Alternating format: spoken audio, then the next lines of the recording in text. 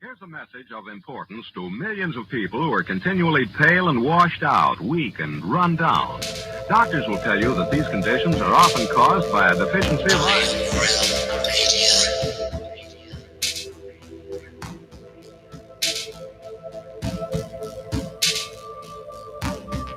The iron you need to keep you physically fit and mentally alert.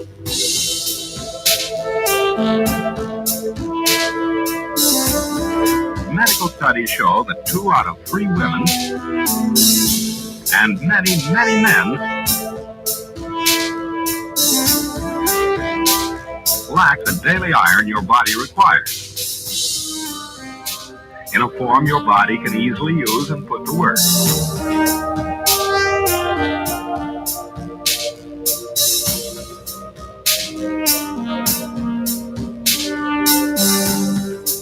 Every dose gives you more than your daily minimum iron requirement. We are the way. We are the way. We are not alone. We are striving for more. So if you're not getting the iron your body needs, we are the way.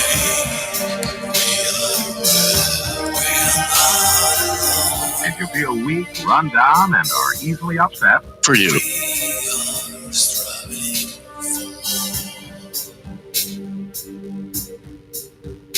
Start taking iron today.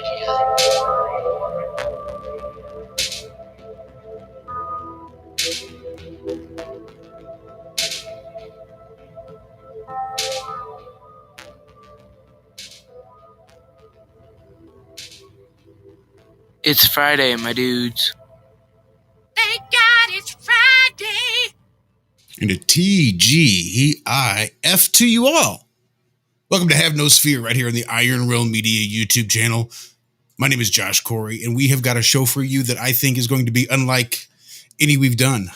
I think there's going to be some awesome stuff happening right here on this little show tonight. So let's jump right in and say hello to everybody. Let's start off with Mr. Zachary Zabala, Z Squared, the Nomad, too nice for rice. You might know him as Good Times for All. Zach, how the hell are you, sir? Hey, Josh. Hey, everybody out there. Doing good. Nice day. I got a good nap in. Didn't have a great sleep last night. Min was kind of restless without Cammy around. So he was tossing and turning and wanting to go to the door, and every noise was Cammy, and he's getting better though. But yeah, he misses mom. It's very obvious. So I've been kind of babying him all day, and we got a good nap in together. So yeah, good day. And you too, Hank. I know. I see you there. He's looking at me like, "What about me, Dad?" Well, sweet, yeah, because Cammy is away on vacation, as Bob as well, and Jaron and the whole family, they're out chilling at the beach. So we'll have men weigh in where Cammy is expected. Shout out, Cammy. We love you. Enjoy your time off. I think that's really awesome. Let's say hello to Mr. LC King, Lucas King. You know what? I guess it's morning time over there. It's a Saturday morning. Are you hungover from the 9-year-old birthday party? No, I'm not. It was pretty quiet. Yeah. So it's morning time. You can probably hear from my croaky voice, but working my way into it. But I'm looking forward to the show. I want to talk to these guys, and great. Yeah, I think this is probably going to be able to count as a musical show, this month's music show. So just keep that in mind as the show progresses. So let's say hello to Mr. Walter Johnson.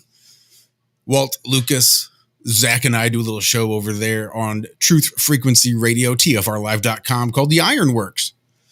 So I think we've all been well rested and or still amped up. Which is it for you, Walt? Well rested or still amped? All of the above. Sweet. See, I guess. I do see. Yeah. All right. I'm good, though. Yeah, I had a little nap. I'm like you, Zach. I didn't rest well either. Cat issues, actually. She's getting really, I think because they're getting so loose, the kittens are just doing what they want to and finding their own places to sleep and stuff, and she doesn't have them. And nice tidy spot, it makes her anxious. So she comes Separation anxiety. She comes and tells Daddy all about it. Trust me, she was just telling me shit a minute ago. Right? That's why I had to leave, because she was like yawning. I'm like, what's wrong? They're laying around. One's in the bathroom, one's in the living room. I was like, oh, she's freaking out because they're everywhere. So yeah, she'll get used to it. The nest is empty and quick, it looks like. But yeah, it's been a good day. The storm seems to be steering towards NOLA. So everybody there in New Orleans, buckle down and stay safe, and lots of prayers and energy. Doesn't seem to be too bad in the scheme of what we've had happen here and know can happen here. So, but yeah, thanks for all the prayers and energy, guys. For all the storms that tend to be attracted to NOLA. For one reason. Almost like it's a negative little void where things want to go. Or get pushed. Something. Yes. Some levees get exploded. Oh, see, now that. you must want to get it. Guided, maybe guided. Dude. Right? All right, let's just jump right into this, because there's been already so much conversation. We were running late because I'm just sitting here listening. I mean, I'm getting stuff set up, but I just don't want to stop them. I'm like, I love listening. This has been awesome stuff, but damn it, I guess we got to go live. All right. Guess we'll stop talking and go live and start talking again. So everybody, welcome Awesome Austin. Austin Thompson, everybody, you might know him as Awesome Austin here on YouTube. Thank you so much for hanging out with us. He is joined by Christian Knapp. Christian, thank you so much for hanging out with us this evening as well. And they host a fancy little show. Not just on YouTube, but on Odysee. You can find it on Facebook as well. It's called the Mellow. So, gentlemen, thank you so much for coming to hang out with us here this evening. I so enjoy what you guys have started and what you're doing and the vibe you guys have. I really dig it. Thanks again. Welcome, by the way. Wow, thank you. That is a nice intro. And yeah, that was awesome to hear. That really felt totally, totally welcome here. And yeah, we were just saying before how our show just got started by a vibration. Like, you know, we met each other at Solar Return, and it was like, hey, you know, you and I are vibing so well, we ought to just do a show. And that vibrational energy of just meeting someone like-minded with a personality that you get along with, it just turned into the Mellow. So, you know, it's all about the good feelings and you know, just a good energy that we like to spread out to the community. And we have a Sunday show, the Wake and Bake show, that we do Sunday mornings, which is always really fun to just start out the day with a really fun you know, discussion about what's going on and high vibrations. Yeah, definitely. Yeah, man, I really liked hearing that little introduction. That was really why we started all this, you know, because we just wanted to, I mean, this is what it's all about, to have all these conversations and to come together. And I feel like if we can put that out there and add to this amazing community that I found, that I'm very blessed to have found, then I feel like I've accomplished something. So was it at Flattoberfest where you guys had the stepbrother moment, or did it happen later on? It was Solar Return. Or Solar Return. Yeah. And it was just like something, you know, we knew each other from the chat, just like, you know, each other's names, and we're basically sitting there smoking together, and we were like, oh, you're awesome, Austin. And it was like, yeah, that's right. And then before you knew it, we, you know, we knew the each other so well from just like hanging out in chat rooms and stuff like that. So that whole weekend, man, it was, just phenomenal, just getting to know him and his wife Kaylee, who was amazing as well. And I just, you know, one of the kinds of connections where you just knew that you were going to keep in touch, and we had such good conversations with so many people there. I mean, that's what's just so cool about those get-togethers, is that you're just talking about literally everything. You know, people are just bringing up I remember one guy was walking around and he was just like hitting me up every hour. He'd come and he'd be like, "Hey, what do you think about this?" And it would just be another explanation or conspiracy theory or whatever, and we would just sit there and spend like 5 minutes just bouncing it around and seeing what stuck. And that's really what I like about the Mellow. We don't necessarily have all the answers. We're not necessarily thinking that we're going to get all the answers from this show, but we think by traveling with people that we enjoy and bouncing ideas off each other, we can kind of come to some understanding that we can, sits well with our beings and that's it's like going to Solar Return was really like an energy. It really motivated me. Man, the energy there was like unexplainable. And it was my first event to go. Like, I threw a flat earth meetup of my own at the park here and a couple people showed up, but this was my first real on full event. And man, the energy was amazing. And just putting names to all these faces, because I really gained a lot of I love the whole idea of going all these regular shows and finding the same people in the chat room, and you build this bond with all these people, with this community, and with these great shows, and you see all the organic conversations that come from it. You feel really a part of it, even though you never met them. You're like, man, I love that person. And then you're meeting everyone for the first time, and then it's like you're kind of starstruck with some people, like Zach. I was starstruck. Tammy, Dave Weiss, especially. He probably thinks I'm a damn fool. So like, and then meeting Christian, like, he's a family man. I'm all about my wife and my boys and trying to do the best I can to raise them in this realm the right way and give them the tools they need. And I never shut up. Like, I'm always speaking my mind. I'm passionate with with what I think is going on. I want to share information. I'm always like, I'll never shut up about it. And I kept getting kicked off Facebook, and then it's like, dude, this is supposed to happen, Christian. You know what I mean? Like, yeah, let's do it. It's like, and then we just got support right away from people in this community. Like, right away, we're having people in our chat room, and we got all like you guys and others in the community like helping us promote. Dude, it's just amazing. The whole thing has just been nothing but love. And dude, you really do create your own reality. I mean, I'm not trying to sound corny, but we created this, you know what I mean? We manifested this, we put it in the ether, and here we are. My wife spent all day making shirts for look at Patreon. those. Oh, that's great. You get one of these shirts if you become a patron of either of us, and or you can pay $20 if you don't want to do that stuff. The Mellow shirt with I love the telescope right in the middle there. Yeah, the little telescope there and the dome. I dig it. Yeah, we're gonna make a wake and bake one too, and the whole.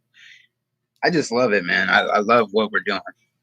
It's all about getting information, not even about getting information out there. It's about, like, I feel like I found the right, I don't want to sound like cocky, but I feel like I found the right community, if that sounds good. Because there's a lot of these communities out here that are like, whoa, like they're kind of out of whack. And I just feel like a bunch of these people are so grounded and we're not like so attached to one belief. You know what I mean? Like, I don't want to be that person. You know what I mean? I want to, I'd rather believe, I'd rather know as much as I can. And then if it's something that I'm not supposed to know, then hey, so be it. But I don't want, how do I say this, man? It's just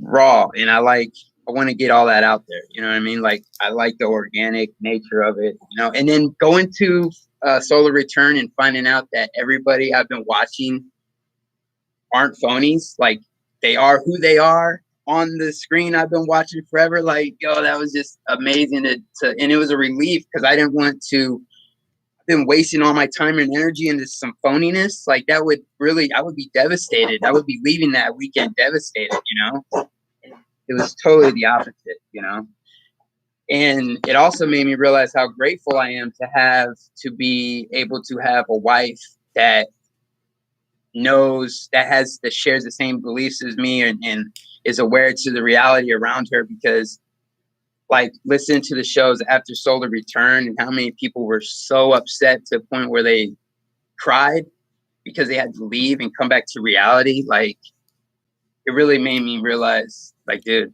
life, I'm blessed. I'm so blessed, and I'm glad I'm a part of this community. So I love that. That is absolutely awesome. First chance you get, give Kaylee a big old hug from us too. I think the spouses are highly underrated, and the amount of time that they sacrifice in the relationship. For sure, while man. we sit here on the computer with fucking strangers that some of us will likely never meet. Some people have met in passing, but it's still just a bunch of strangers on the internet, and we spend all this time here, and they put up with it. Some better than others. True, man. But it's still amazing. And so, yeah, give her a big old hug for us too. Oh yeah, for sure. She spent all day making the shirts, like, cause we make them ourselves. We're sending them out ourselves. And she's been doing it all day. And then I go out to the car to get the case of water. And then I realize I see a Walmart bag in the back seat, and there's a bunch of trash in the bag, and that's her cleaning the car up. Cause I'm like leaving all my trash in the car, and I'm realizing, like, dude, like, I'm a lazy ass. So I come in the house, I'm like, babe, I love you. I love you so much. I know that you're always like cleaning up after me and shit, and you're doing all these shirts all day. And it was stressful for her because the software was acting up at first. And I was just like, man, I love you. That's awesome. That is awesome. Yeah.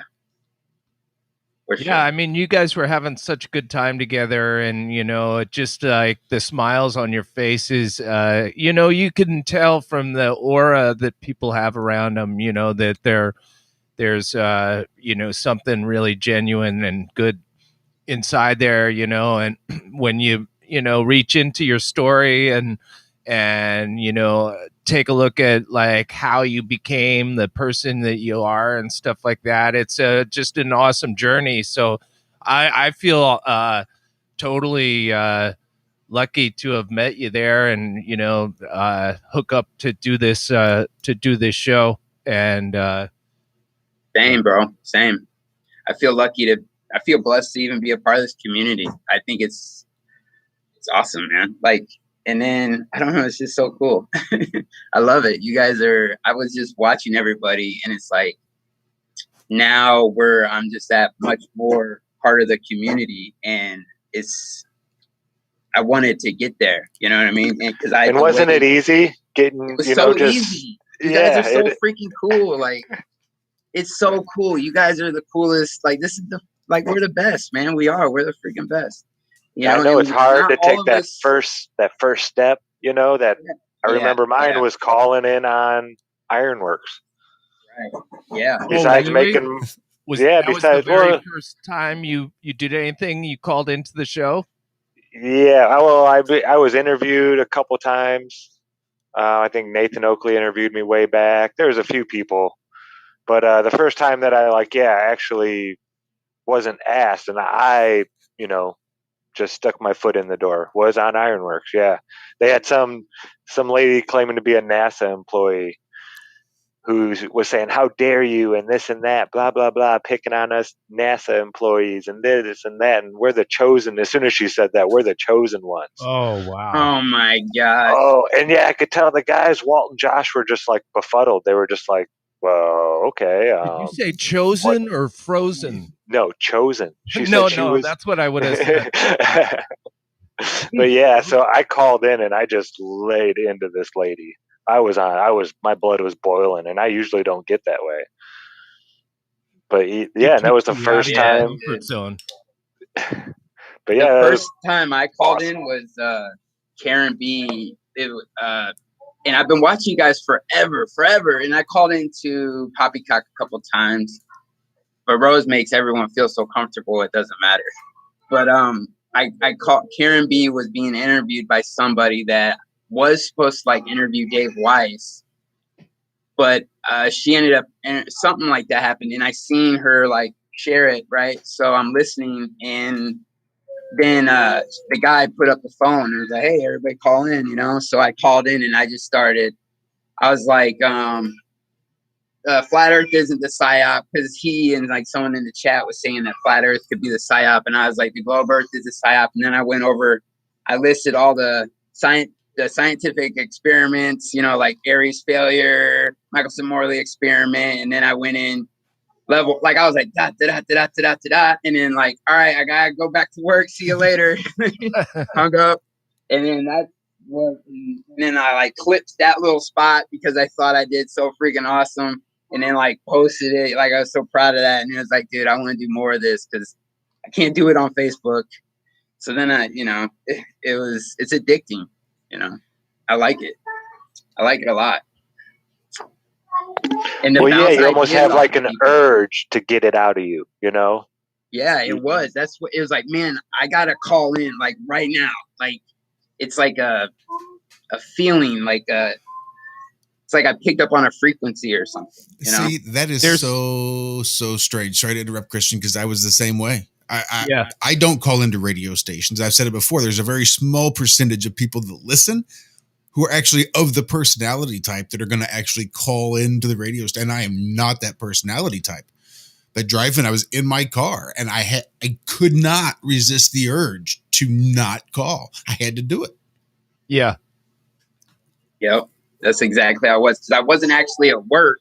It was just as soon as I was done laying out facts, I was like, okay, I'm getting a little uncomfortable. I'm going to go now. Bye. Because I was driving too, you know, and I was like, driving, getting a number. I'm like, man, look, I gotta do this. Dude got to know. This dude got to know. Like, you know, because once I heard him say psyop, because man, that's really, I mean, the whole 9/11 thing was a good awakening up, but the flat Earth, dude, and then at the same time, my whole life really changed because I was getting clean, and so I literally had a complete clean slate, and then I found David Weiss on Sam Tripoli's show, and he flat smacked the shit out of everybody with Eddie Bravo. And, you know, and at the time I was listening to Joe Rogan still, even though I knew he was like shilly because he still had diamonds in the rough in there. But now I know completely how much of a sellout and a shill it is. But dude, it messed me up, man, for the better. It was all nonstop after that, man.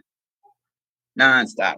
There's so little barrier to entry, you know, getting into you know, a live stream environment. There's really only your own willingness to and desire to put yourself out there. That's really the only. No one can really say, oh, you know, I just don't have that kind of tech background, or like, no, all you have to do is click on this link and you're live with like 6 different channels, you know, and it's like, oh, well, I can't, you know. So it's like there's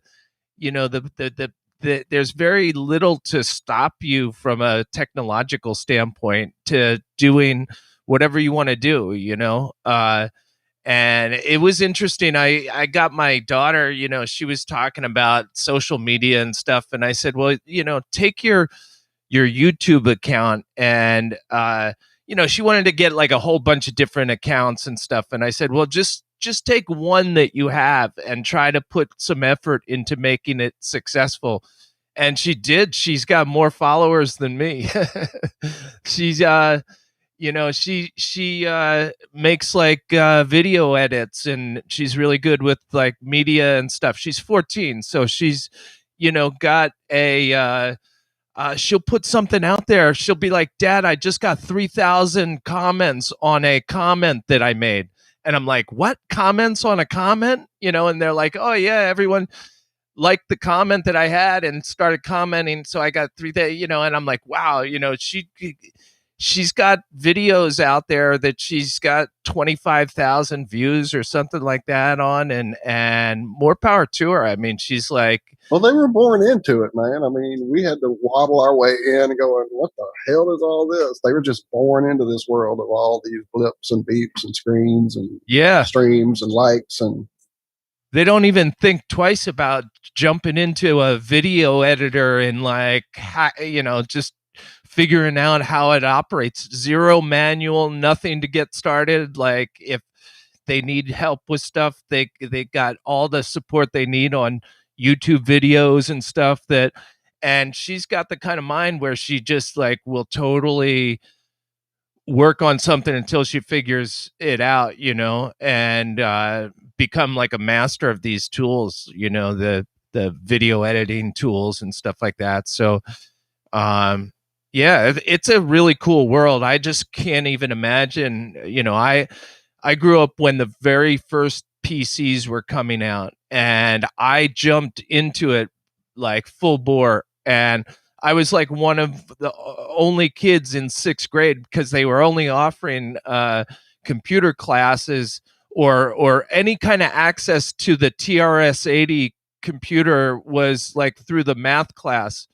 And I was like the only kid that had any interest in this programmable computer, that we had in our math class. And it was something that occupied a lot of my hours, just figuring out how all was these your first animation? I have to know because I know you did one early on. Tell me what you did.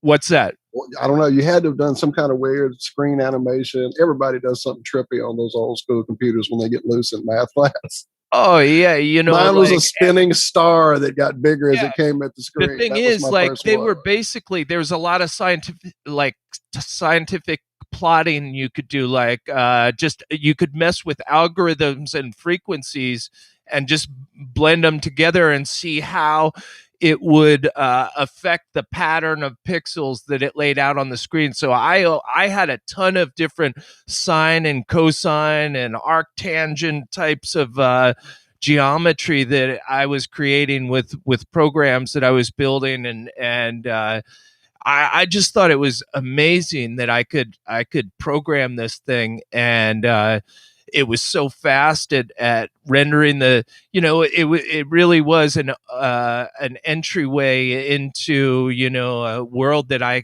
felt like I could master if I kept at it. And that's basically what I did. But I could only imagine what I would do with all of these tools that you have. It was actually tools though that got me out of programming and software development, because Microsoft did a whole heck of a lot to discourage the process of developing software. They basically started dishing out CDs of updates that you would have to do every week or 2 weeks, and as a software developer, I just found myself messing with the Microsoft platform more than I was doing what I wanted to do, and it was just like I'm not interested in this anymore, so I kind of got out of the programming world there. But there's still a lot of really cool audio software and things that I love messing around with, the digital workstations and stuff like that. You could do a lot of really, really cool things today, and I love having the slick audio software to really get spacey with things. That's definitely my realm, is sound and getting myself into a world of audio lusciousness is what I like to do, just because it takes my mind off of everything, and I do it on the show, the Mellow every now and then, just like start messing around with stuff, and I'm talking a lot, aren't I? It's a talk show. It's all man. Sorry about that. Man. No, what are you talking about? What are you saying? Even? Right. That's awesome. Here I am talking about Microsoft software development. I'm like, man, I must sound so boring. I did want to ask. Look, I'm the one talking about making animations in the like 8th grade or 6th grade or whatever. I want to ask Lucas about that picture he posted in the Telegram this morning. A little rough draft of, I guess, a model, you would say. Yeah, just putting things together. It's Dude, I've And been a looking lot at of it that all off. morning, man. Like I'm so fascinated with that stuff. It's so fascinating. Yeah, I'd love to go over. I mean, there's a lot of detail in there that I'm sure you could unpack for us a little bit. Like all the, I was looking at that too. That I don't know if we have any time in this show. Yeah, I sent that to you, right? Pulling that up on the screen and Yeah, we can pull it up. It's a pretty dodgy little picture. It's just something I'm putting it together to. I'm just putting all my thoughts down of what I've been through, and yeah, hopefully make a decent video out of it. But I've basically just jotted down all the different things that are happening, especially when you apply the galvanic cell, and everything stems from that. It's without, you always keep that fundamental of this is a battery, this is how a battery works, and then from that you build up, and things that correlate to it, then you add them in. Things that don't, well, you sort of don't worry, you don't disturb the fundamental principles that are sitting within that galvanic cell, that operation of energy flow. And that's exactly what, the way I'm approaching the world is through seeing where energy flows, seeing these gradients, these polarities, and from that you can actually make decisions about or find things that correlate to it. And that's just how it's been. It's just been a process of finding things that match. It's a little bit. I was thinking about the other day. It's a lot of science is, it's split up into all these different groups and things like that. But it's in this way of actually dealing with the world. What you're actually doing is finding. It's almost like the elements that are created or have that specific purpose for a. They have a specific purpose exactly tailored to where they are and what they're doing. So it's a model that is really starting to come clearer to me, that each element is tailor-made for a specific purpose in our world, and that's speaks to everything, like the underwater canals flowing through the earth. They're doing all kinds of stuff. All these, I've been thinking about this, Lucas. Do you think it was wise that we removed all of these metals from the earth, mining them out of the earth? Could that be the reason great catastrophes happen? We kind of upset the circuitry of this battery. You almost said that, I remember that fucking vision I had So during is our that little like- meditation, man. That vision of gold and silver lines being laid down into this substance, not going up, being laid down into this substance. Not glass, but glass-like, but energy-like. That was what I kept seeing when we were doing our meditation on June 6th. So when you just said that, Zach, that's the first thing I thought about. I'm sure we fucked up the grid work. I'm sure we fucked up the energy patterns and the circuit. these things. Well, that's what I think. I think if you're pulling energy out of the atmosphere like a free energy technology as such, and you're grounding it out, you have to have sort of this. It's almost like a galvanic cell set up. One's positive, one's negative. You're always using these principles of positive and negative and getting that energy to separate, in a sense, pulling it apart to grab that energy.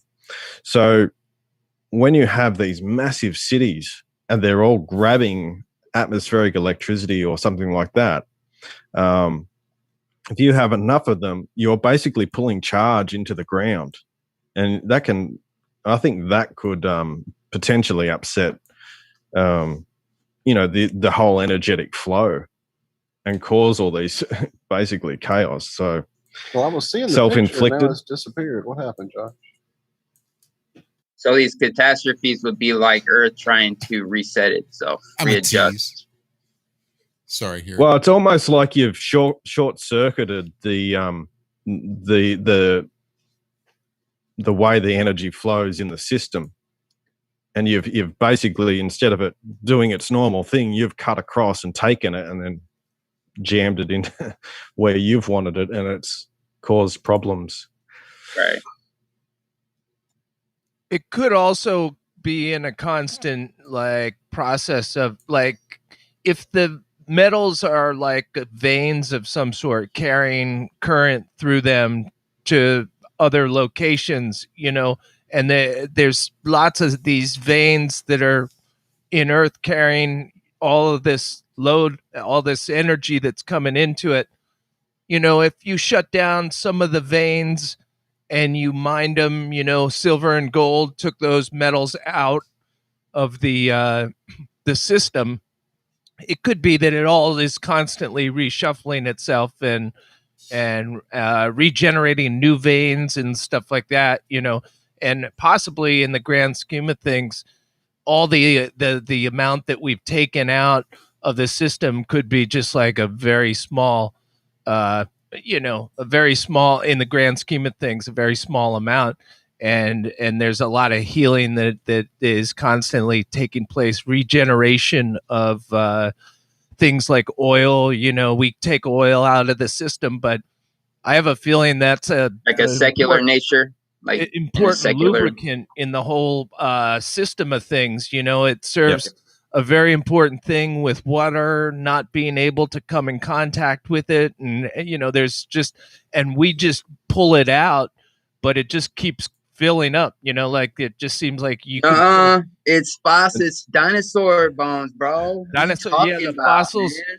It's very limited. Out, it's been limited since the 70s when they were lining up. Yeah, well, that's right. You know, these certain elements, some act like insulators, some act like conductors. When you're looking at underground magma, for instance, well, then you're looking at molten salt, and that's you know, highly conductive. Yeah, electrified. Yeah, electrical currents, and when you're dealing with a closed loop system, certain things pop out. So when you have a battery, for instance, what you're doing is you're hooking up, you know, whatever appliance to that battery to get the power out, so the power is coming out of it. Yeah. Well, that's not quite what's happening in our world, because there's no power coming out of the system, in a sense. Yeah. Then you're looking at electrolysis, where you're putting energy into the system to create a change. So that's not quite what's happening as well in our system, because it's closed loop. So it's somewhere in between, and actually both the galvanic and the electrolysis systems are happening at once. And so this basically means that energy just keeps circulating. And so these principles are both happening at the same time. So you have this a type of transmutation. It's really just a product of transmutation that's occurring through different mechanisms, whether it's heat, whether it's low pressure, all these different sort of gradients, you know, start to create. And the reason I say it's a closed system, you know, it just seems to fit everything that, when you're even looking at older cosmologies and things like that, well, you know, they're saying it's a world egg. You know, that's the world cell. It's a closed system, and it grows from within itself. So yeah, it just matches everything, and it's, you know, it's really a beautiful system once you start seeing that it's energy circulating and creating within itself, just like we do. You know what I mean? Like, we're creating within ourselves our ideas. We're, you know, manifesting our own, you know, realities, in a sense. So it's doing the exact same thing. Yeah, that's so cool. There's a lot of correlations between, you know, old philosophies and this sort of model I'm presenting, and that's why it's really fascinating. You know, when you're looking at, say, the sun being the cathode or the positive, and the moon being the negative, and you're saying, well, that's like you know, your angel and your devil, in a sense, on your shoulder, and you're that sort of central point between those two polarities, and neither of them are bad.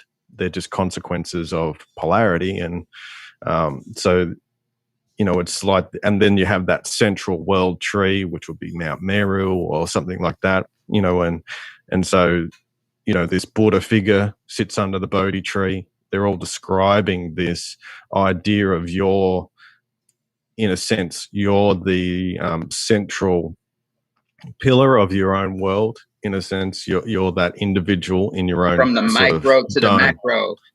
Yeah, and we all have this polarity. We have polarity built into our own bodies, which is sympathetic and parasympathetic nervous system, right hand, left hand. We're this mirror image type thing, and we have this choice of positive and negative actions. And so that central figure is understanding both the positive and negative sides and being sort of centered in how you go about things. So there's quite a interesting philosophy that comes along with it. Let me ask you, in the center, Mount Meru is presumed to be magnetic, that is attracting the end of a compass needle right towards it. Mm-hmm. And one thing I was thinking about was like, could there be a flow that is happening between a dome, if the dome was, if there was a flow of energy that was going from the dome to the midpoint, just if the needle was actually not pointing towards Mount Meru, but it was pointing towards an electrified encasing that we're all in, and that like it always looks like it's pointing north, but what it's really doing is it's repelling the south. Like the dome that's out there, it's repelling. But it is, if you were to travel north, you're just getting more and more towards the center of this enclosure that has a dome over the top of it. And I'm just wondering, is there a chance in your mind that there's nothing magical at the North Pole? And we talk about this a lot on our show, is like what exists at the North Pole and what kind of magic is there. But I'm just wondering, is there a possibility that since you're always really just kind of pointing away from the dome, if you were to follow north, you would just get to a point that was just the center point of the dome, really, where all the and your needle would be limp at that point until you started heading towards one of the other, like towards the wall, in which case it's going to repel against that and it's going to point back to north. So is there a possibility in your mind that there's nothing magical at the North Pole and we're really just kind of looking at it as the opposite of south, I think there would be something there. It seems if we're looking at a toroidal field, which makes sense to me, and you're looking at the magnetics of the magnetron, which would be in the magnetron, you basically have an outer ring and a central point. So it's basically this described as maybe a monad.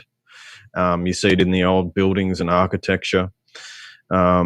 So you would think at that point there would be a magnetic field. You would have basically, it's almost like a tornado, in a sense of an energetic tornado. Whether it's how profound that is, I don't know. But energetically, it should actually be increasing in energetics as you go closer to that. Yeah. But what's underground, or if it's underground, or if it's actually a mountain. I mean, there's a lot of mythologies and people have done sort of like these. It's like they're walking around to Mecca and walking around the cube or walking around a mountain. Nearly all these old cultures do this sort of this walk around a mountain. So, and it's always been described as, Mount Meru or this the 5 element 33 mountain. miles in circumference. Well, 33 is a way of designating, because what they had, there's 2 ways to start sort of the flower of life geometry, Right. and the second one is basically it turns it into, instead of 12, like a 12 zodiac sign, it actually turns it into an 8, and then you go 16, and then it goes 32, and then the 33rd point is that central monad in the center. Ooh, So I like that. I think the older ways of actually doing the zodiac, and it seems to predate the 12 sign zodiac, was the actual 8 sign zodiac. And you see the mapping of the 32 around the 33rd point as well for old maps. So it's just, you see the symbolism of that everywhere as well. But yeah, generally, like, they used to just walk around mountains, and so it's sort of, in a sense, giving respect to this central birthplace, I guess, of the world. Yeah, a lot of cultures. I mean, Shambhala. There's many names for that place. Many different I names. was going to say earlier, when you were talking about people saying how flat Earth being a psyop, I'm like, well, yeah, all the best psyops put their tendrils way back into history and like create all these fake pictures of the cosmic egg. That's all the best psyops. Dude, when I saw this, my first thought was cell, like mitochondria. Oh my God, I was thinking the same thing. Dude, that's why I said micro to macro. Dude. Holy crap. And so, that's what they you always actually turn shit on its head. They always reverse it. They always try to fuck us up and make us look in the wrong direction, like the Antarctica's always in the news, nothing about the North Pole. What if, and rather than there being a consciousness that decided to explode itself outward to have a mirror or a self-realization, what if it decided to go inward and put itself inward, and suddenly all of its internal cells and all of its internal shit became its consciousness? So they've been directing us to this explosion, but what if it was an implosion? And so we are in a fucking cell. I'm just putting thoughts out there. The idea, I sort of, in general, when I sort of go through these cosmologies and that, they seem to talk about the idea of spirit and matter coming together, and really, you can think of matter as full material, and then spirit or air as the space that's created. When you do the plates of harmonics and you vibrate the sand, right? Well, what's getting created is spaces between that, in that material, and that's what creates the actual patterns. So it's this idea of mother and father, which is pattern and material, actually coalescing and creating shapes and forms. And that's where that sort of sound interacts with matter, in a sense. So from that, what you're actually getting is vibration. You're getting all these principles come out of it, but you're also getting heat. And from that heat, from that friction, things start to, manifest in that way. So it all comes out of this potentiality and then starts to manifest through the polarity. And this is part of the trinity that starts to occur.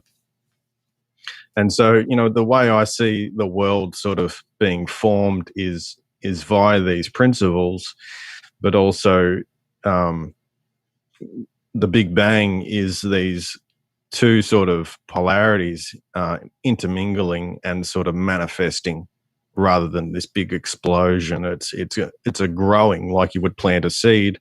It starts to grow from within itself and then grows out. Like the golden ratio, like that's why I don't know, like how a plant grows, like how the leaves will grow, and then it like goes like an eighth of a degree over, and then that fan grows. Right. Well, that's why they call it the 5 element mountain in the center as well, because it's related to phi. 5 is phi, and so then it's a natural growth pattern from out of it. And it may have been, the start of it may have been more etheric in nature, and then started to condense after a period of time. But it's After nothing all this about stuff is our like world. It's all intelligent. You can't point to anything and say it's not intelligent, and then there's not a like what I was saying with the elements. It's like, well, each element is perfectly fit for and designed for its exact role, and not only just one role, it fits in perfectly. And this idea is basically called synthesis. It's where one thing can't exist without the other, and they all work with each other. There's certainly something magical at, the more north you go, and who knows how much further north you could go, but you start to see the aurora borealis, and there's all kinds of cosmic energy that's swirling around, and who knows how much more intense it would get. If there's a lot of land that's being hidden, and there's really more thousands of more miles that you could go past Greenland, before you got anywhere near the center, it could get pretty intense, and it's all being withheld from us, it would all mess with our cosmology of us just hurling around the sun. Yeah, the way I always look at it is, if they tell you can't go there, and it's off limits, then there's something there. Yeah. There's got to be something there. There's no reason they would, they don't do that to places that. Yeah, and Isn't there a peace treaty for the north, just like there is for the south? Isn't there some kind of? Well, yeah.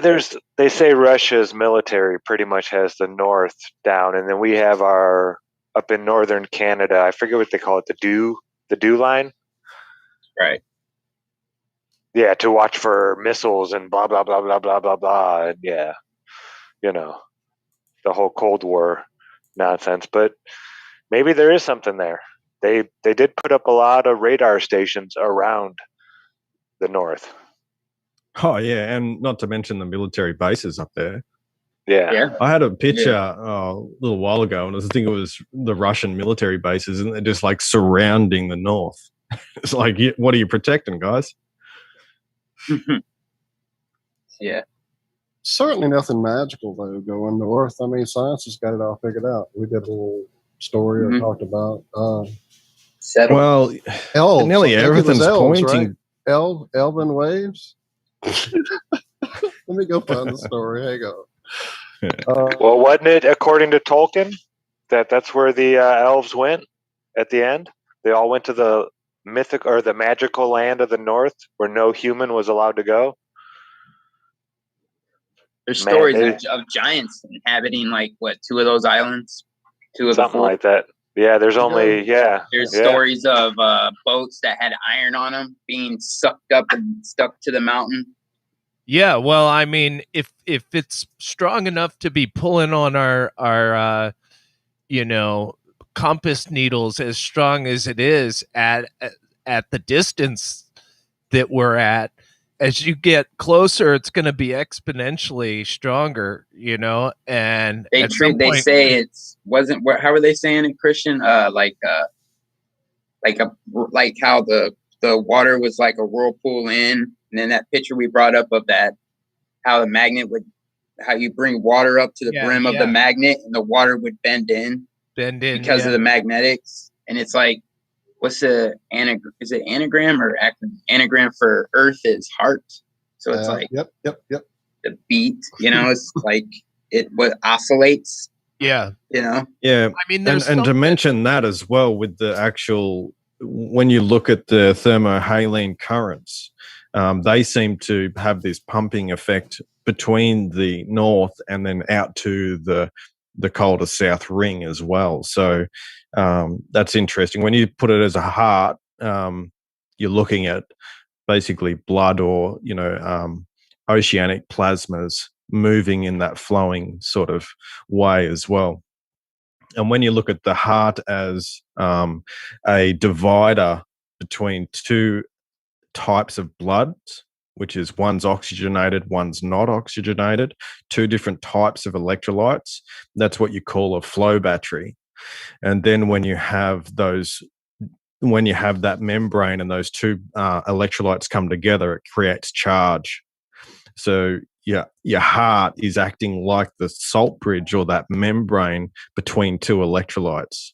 And so that's why you get this, the heart and earth are the same word, because they're doing the exact same thing. They're both a salt bridge and they're creating Plasma in our charge. blood, plasma in the earth. I mean, it's right there showing. Yeah, and that's right. And you can get plasma from the ocean that was being used directly as injected into people's blood and helping them heal certain types of oceanic water. Wow. So there's that connection there too. Wow. All the iron that's in your blood, you know, we were talking about this before about your circulation system starting before your heart is actually formed in your body. There's blood circulating in you. So there's some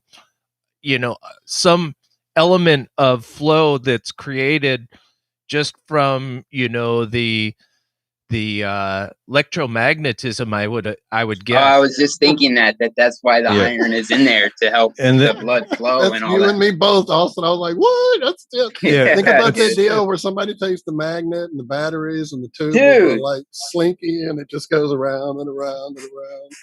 Fucking A. Yep. The other thing you have right there, is friend. with the blood, you have arterial blood. I think it's called arterial, and then you have venous return blood. So you got the Mars and you got the Venus. One's copper, one's iron. So that's where you sort of your two different blood types and your masculine and your feminine come into play. It's so bizarre, like that whole idea that we have, certain types of blood that determine so much about us, and Cammy, everybody say it 3 times. Maybe she can help us with this. You can only replace the similar type of blood in your body if if you get a transfusion, and it just is so mind bending to think that there's types like that I don't know. It's so drastically different that it would like kill you if you put the other stuff in you. It's like totally not the way your body is wired, and you've just messed with everything. They must have done that in the past. They must have put the wrong blood in someone. Do you know what happens? Does someone instantly die, or does their body try to recover from that? Hey, I wouldn't have a clue. Could you imagine that though? Like you get the wrong type of blood and it's like your body all of a sudden is like fighting, every ounce of it that you've just put in your body. That sounds horrific to me. Yeah, I don't know why. If you're operating at a high level, I don't think you'd need to inject blood into people and things like that. I think there's better ways to do it. Like this guy was finding using certain waters and things like that. I just grabbed the first link, and it says basically, it's life-threatening if you get a transfusion. Your immune system will attack the transfused red blood cells. And, oh my gosh! Yeah, make it well worse. Yeah, especially if you're ABO or RH. Where you at, Cammy? Yeah, I mean, what do you do though if you're bleeding out and there's shit? There were days where they thought cutting you open would heal you of shit. They're like, oh, you're not bleeding as much. Let me slice you open here, and I think we'll get rid of that cold for you. So do you think you could actually replace, to a certain degree, you could put in water into your system if it's like pure water and possibly, it would obviously dilute the blood that's currently in your system, but like if you were to... Nah, yeah, you need to have it sort of electrolytic. And that's what this guy was doing. He was looking at certain oceanic waters as a way to increase the blood or create that healing process. So but I just like the correlation between the oceans and our blood. I think that's really cool. Yeah. And I think there's many different things like that we can start to see. And, you know, so when we look at the flat earth, in a sense, what we're actually start and approach these ideas, what we're actually starting to do is regain our medical understanding of our human physiology as well. So, you know, I think that's a very important component of understanding how our world works, is bringing back knowledge of how we relate to it in, you know, health wise as well. Whether we're looking at, you know, understanding how certain plants have, you know, say more higher in nitrogen and these sort of elements, and you say, well, they correlate to the moon more, or they're more on the acidic side, so they're going to correlate to the sun, and the different effects that these may have. And it goes back to this understanding of the types of medicine that they did using the 4 elements, and it seems very simplistic, but when you put it into this energetic context, it actually starts to make a hell of a lot of sense. And you can actually, it's a very simple way of actually starting to correlate things. And there was the older Western one was, you know, you had warm, dry, cold, wet, cold, dry, and hot, dry. Sort of these sort of principles where one would be more towards the moon, so it's cold and dry.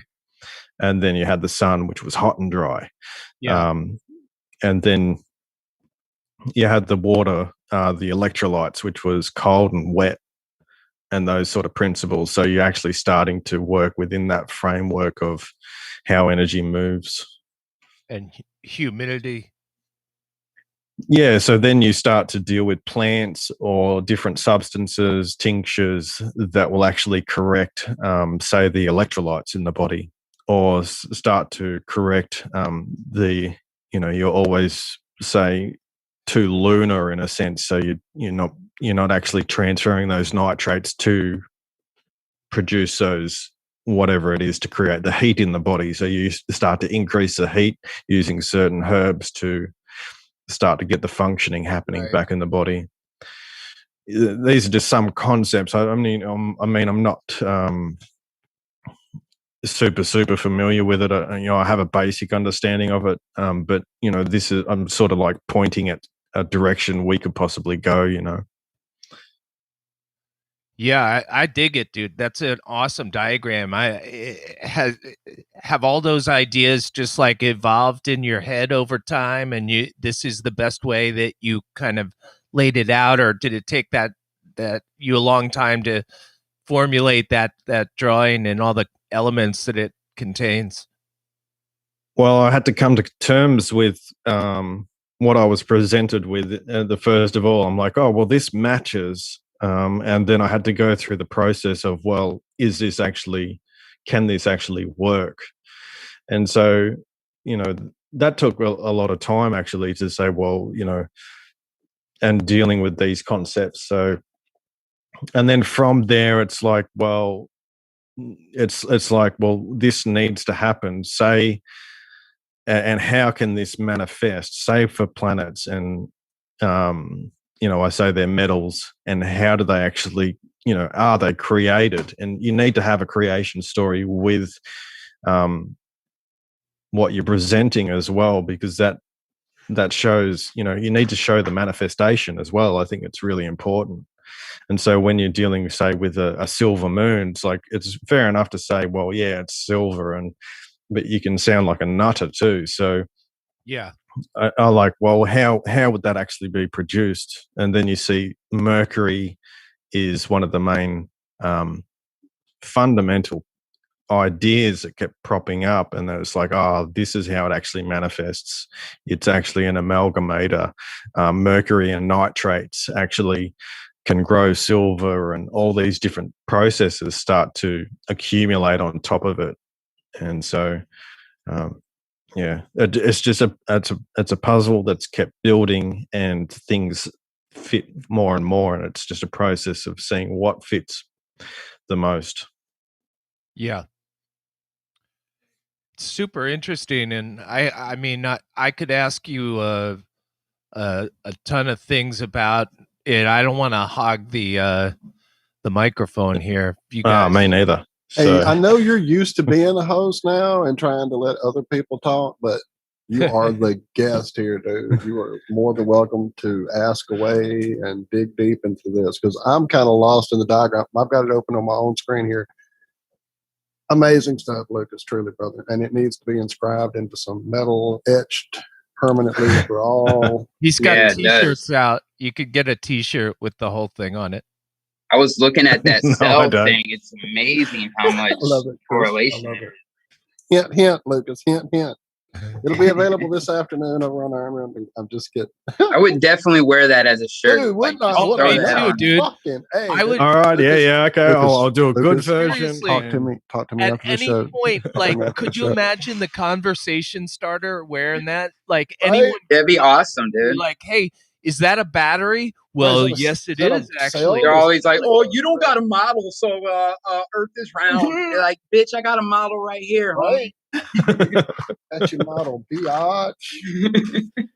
Lucas, let me ask you this: like, based on what you see, like, how do you see that we get tides happening twice a day? Like, what do you think? You're talking about like trillions and trillions of gallons of water that are moving, in and out. Like, there is some kind of breathing going on. But what is it with like the twice a day that is it? Could it be? I mean, a lot of things are created by waves, like the wind creates a pattern of waves on the water. But is there more energy that's like flowing, that in addition to the wind there's like energy that's pulsing through the oceans, and that's creating a push pull? Or is that a magnetic thing that you see happening? And what is it that's so important about twice a day? Like, what's the impetus that's causing something to happen and twice a day, do you see? I'm not exactly sure for twice a day, but I do see the when you're looking at starting to look at the flow battery and things like that of two different electrolytes and how they interact, and then you have the sun and the moon sort of doing this pumping action, because one's evaporating the oceans, Right. one's condensing, so you're getting this this process of pumping happening, but you're also getting elements that like your blood. It's like it's Right. exactly the same as our body. It's, I don't know why that timing exactly, but all these elements are working together in a circuitry, Yeah. and there's lots of little cycles which come from that. And you can go, I think you could go, I'm looking at it on a very macro scale, but I think you could just take it to any sort of field and look at these same principles. And electrochemistry seems to be the overarching field of things, how things operate, and then things should actually branch from that. So whether you're looking at medicine or technology or whatever it is, even what I seem to keep coming across is electrical circuitry. The stuff we use in, say, computers or vacuum tubes and those sort of things are all represented in our system too. Yeah. So, I mean, I think of the light bulbs and the CRT tubes. They seem like they could be models of themselves. Like, at some point, the elites went and created a model of the universe that they're in, and bang, you've got the ability to do all kinds of stuff, like create a CRT, like a screen that, So I'm just wondering, like, a lot of these technologies, do you think they're really hidden models of the way the universe works, and that we don't know the knowledge behind it, but it's presented to us as technology for us to, like, how about like all the LCD advancements with the lighting and stuff like that? I have to imagine is all accounted for in your model as well. It's like, some of the same principles. Yeah, exactly. Well, that's what my main thing I go to is the simplistic one, which is a vacuum tube. You basically got a low pressure system, and then you have a cathode and an anode in there, and there's a transference between those two. And then you have a small little plate in there that will amplify that signal that's going across. And so when you look at that, well, you look at the sun and the moon, and they're basically the same size. They're in a low pressure system. Right. And they're transferring energy across to each other. So from, the moon to the sun. And it's exactly the same. They're sending a signal from one to the other. There's an interaction. Yeah. So, yeah, that's from that vacuum tube, then you get it's basically a switch, really. And from that switching mechanism, then all of a sudden you're getting, diodes and all that, the rest of the good stuff that comes out of it. Yeah, it's pretty amazing how quickly we went from transistors in radios to like basically trillions of them, all being stacked up but at the end of the day, it boils down to silicon, sand, which is just so abundant. It's everywhere, right? Like, is that, in your mind, is that a residue of like matter that's coming from the firmament, or is that the oceans that are, just constantly grinding up the stones into smaller and smaller stones, or where do you think the silicon is coming from? Well, I think, when I look at how the Earth formed, it seems more akin to how you would grow a crystal in water. Right. And then you just have degradation of that crystal on the surface. So it just seems like it's crystal growth. The dome itself, I've sort of stated that it's solid oxygen source or air. And when you look at the qualities of solid oxygen, then you get superconducting. You get the same sky color that we get, and all those sort of things. So, and that basically a dome is then created out of temperature. Yeah. And so it's not grown or anything like that. It's just a product of temperature differentiation. Yeah. So it just makes sense that way, that's how it would form. But I'm sort of hogging the microphone here. On the guys people on YouTube can see a picture right now, and it shows how the tides, they follow the lines of magnetic force. Yeah, cool. And we have a quadrupole at our North Pole, they tell us. And one magnet doesn't make a quadrupole. But one way you can see right here, that's a ferrocell.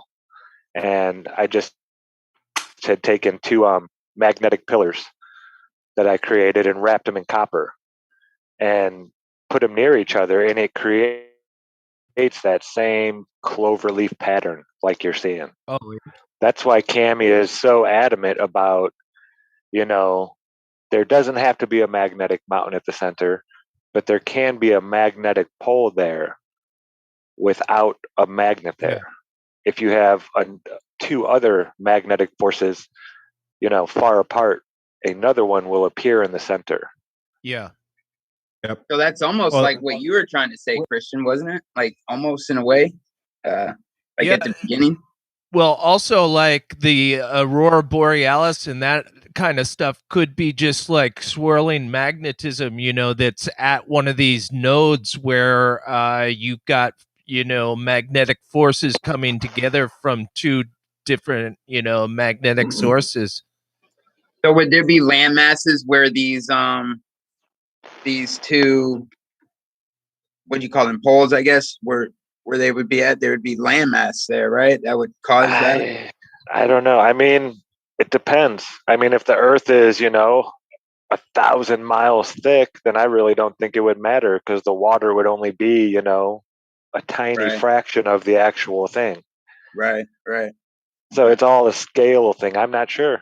I mean, does it have to be above a water source? Right. I don't know. Could it be above just a hole, like a hole in the middle of things? I'll just refer back to our little discussion about ESA 7. It was kind of hard to resolve the hole with mountaineering. Dude, I was looked at that video a few times this morning. Right? And it's like, man, I don't know. It's all fascinating for sure. What do you mean that the sun's I sent a hole? I sent you the video. They say it's from a space station or a satellite or something. Mir, right? That was. But it looks like it's from like an airplane almost. It more like does to me too. Yeah, and it's they're filming, I guess, the North Pole, and there's like a hole, and you're seeing all this energy. I don't know if it's flowing in or out. I don't know. Yeah, was Mir part of their space lab? Was that what they called it? Where they're up there taking showers and stuff, and the stuff they can't do now, Right. Got a lab up there. There's two now. Now they got now there's China's got theirs. Yeah. No video. Yeah. Not one wrench turned on video. Mm-hmm. I love it. And they have they got hit by a meteor already. What are the odds? Really? Yeah, I think it damaged their arm. They had a big long arm on theirs that they could grab stuff with, and it got hit or something like that. That's why it's not moving. They can't get the model to work right. Yeah. The toy model broke. Don Pettit will tell you could just tape that up. You get any kind of... And you got a leak. You got a leak. You just tape that up. I think all of them are liars. Yeah, the procedure is you stick your finger in it. Yeah. You just hold it there until someone brings the tape over. You just set that tape up, and there you go. That's next question. Who's got another one for me? Chaka. Did you guys know about Fedor? The bipedal humanoid robot that was up there working around on the ISS. Oh my! What? Yeah, for sure. They were thinking that he might have had something to do with that hole at the time because he was up there. Of course, Fedor's he's not to be confused with the floating robot, the round spherical ball robot that they have floating around to help them out up there too. They've got all sorts of cool little droids and stuff floating around up there in the ISS. You'd be surprised the shit they'll tell you.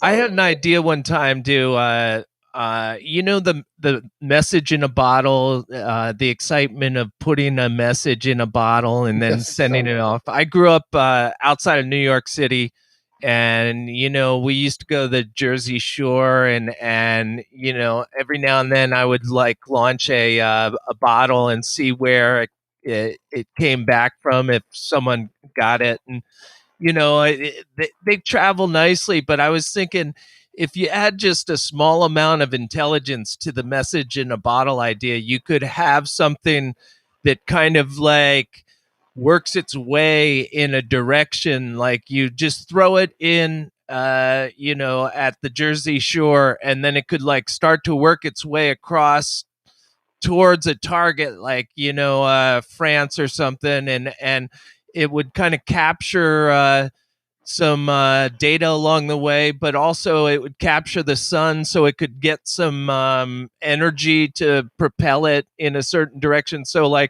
almost the message in a bottle on steroids. And it could be kind of fun where you kind of launch a bottle and you got some electronics and intelligence to see it where you could.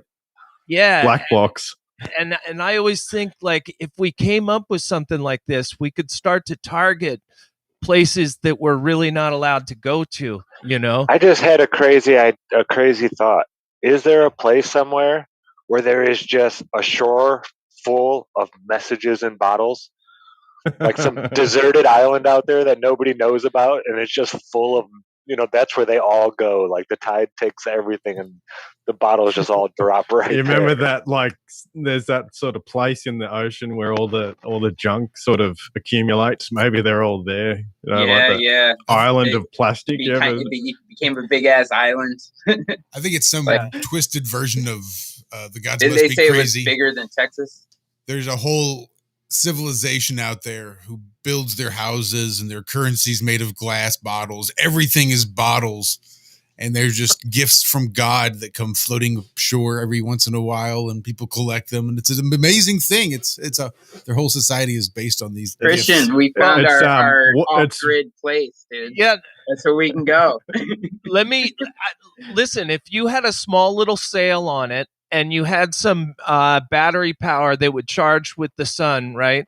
You could actually set it on a path that would go to Europe and then come back to you. So it boomerang back, and it would at that point give you all the images that it captured all along the way, so you could actually put some intelligence to go and hit some spots and then come back, and it would arrive back 3 months later, and once it got close to you, you would have like a beacon that would go off, and it would let you know that it's coming back in. You go out and you capture it, and then you bring it back and you unload all this data that it captured on its way. So like if you came up with this as a hobbyist, you could start to put target locations in that would be places that the military wouldn't allow you to go, but you could actually get it to go undetected into places and then come back with images. You know what I'm saying? It is Or brilliant. you could go and visit this bottle world and Or get the it to bottle world. return. Yeah, you end up that would be magical too if you found out that they wouldn't come back. They would all be just stuck there. But you would know pretty quick when these things failed to come back that they were all ending up somewhere, I'm just imagining like Waterworld, 2021. Remember that old movie? That's all I keep thinking about too. Waterworld living on trash. That's it. I got garden growing on trash. Like no solid. That would freak me out, dude. I would not survive long if the world was all water. Now, did Ford have anything to do with the name of this Skybot? An F-850? I don't think so. I think that's all Russian. I have an F-150. Well, that's just shameful. Those Super Duty F-250s, they get beefy. But an F-850?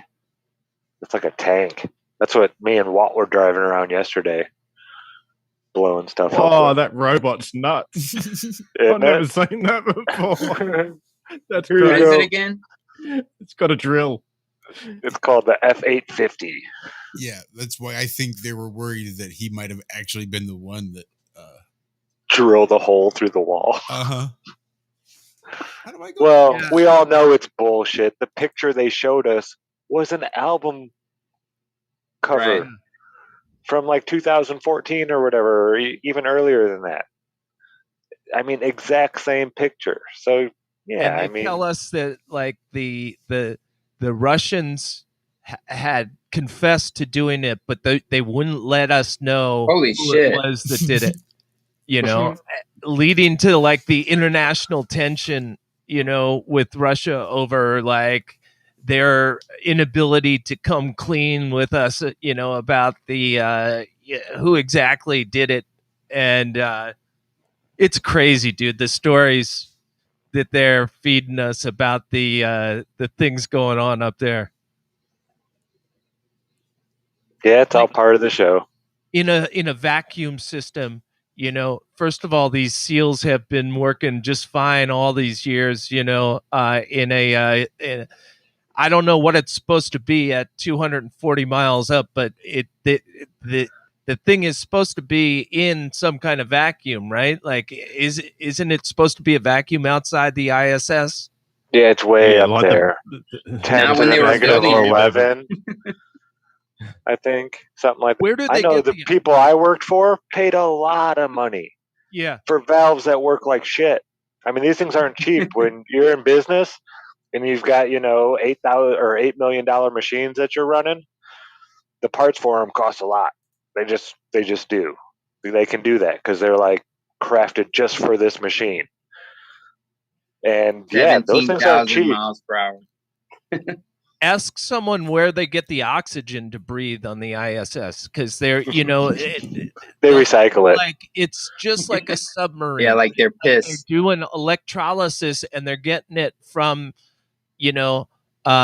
from the water, and you're like, okay, well, where are they getting the water from? It's not like they're Yeah, water is heavier than air. Come on, guys. Yeah. How are you getting the water up there? Are they blasting It's up not only that, large it's like- quantities of air to keep them going for 9 months at a time up there, and then they just hope that the next arrival of water is going to show up because they need that to create the air that they're breathing. It doesn't make any sense any time someone tries to describe to me how they breathe up in that thing, and one time you think they got many- it stinking, that damn thing.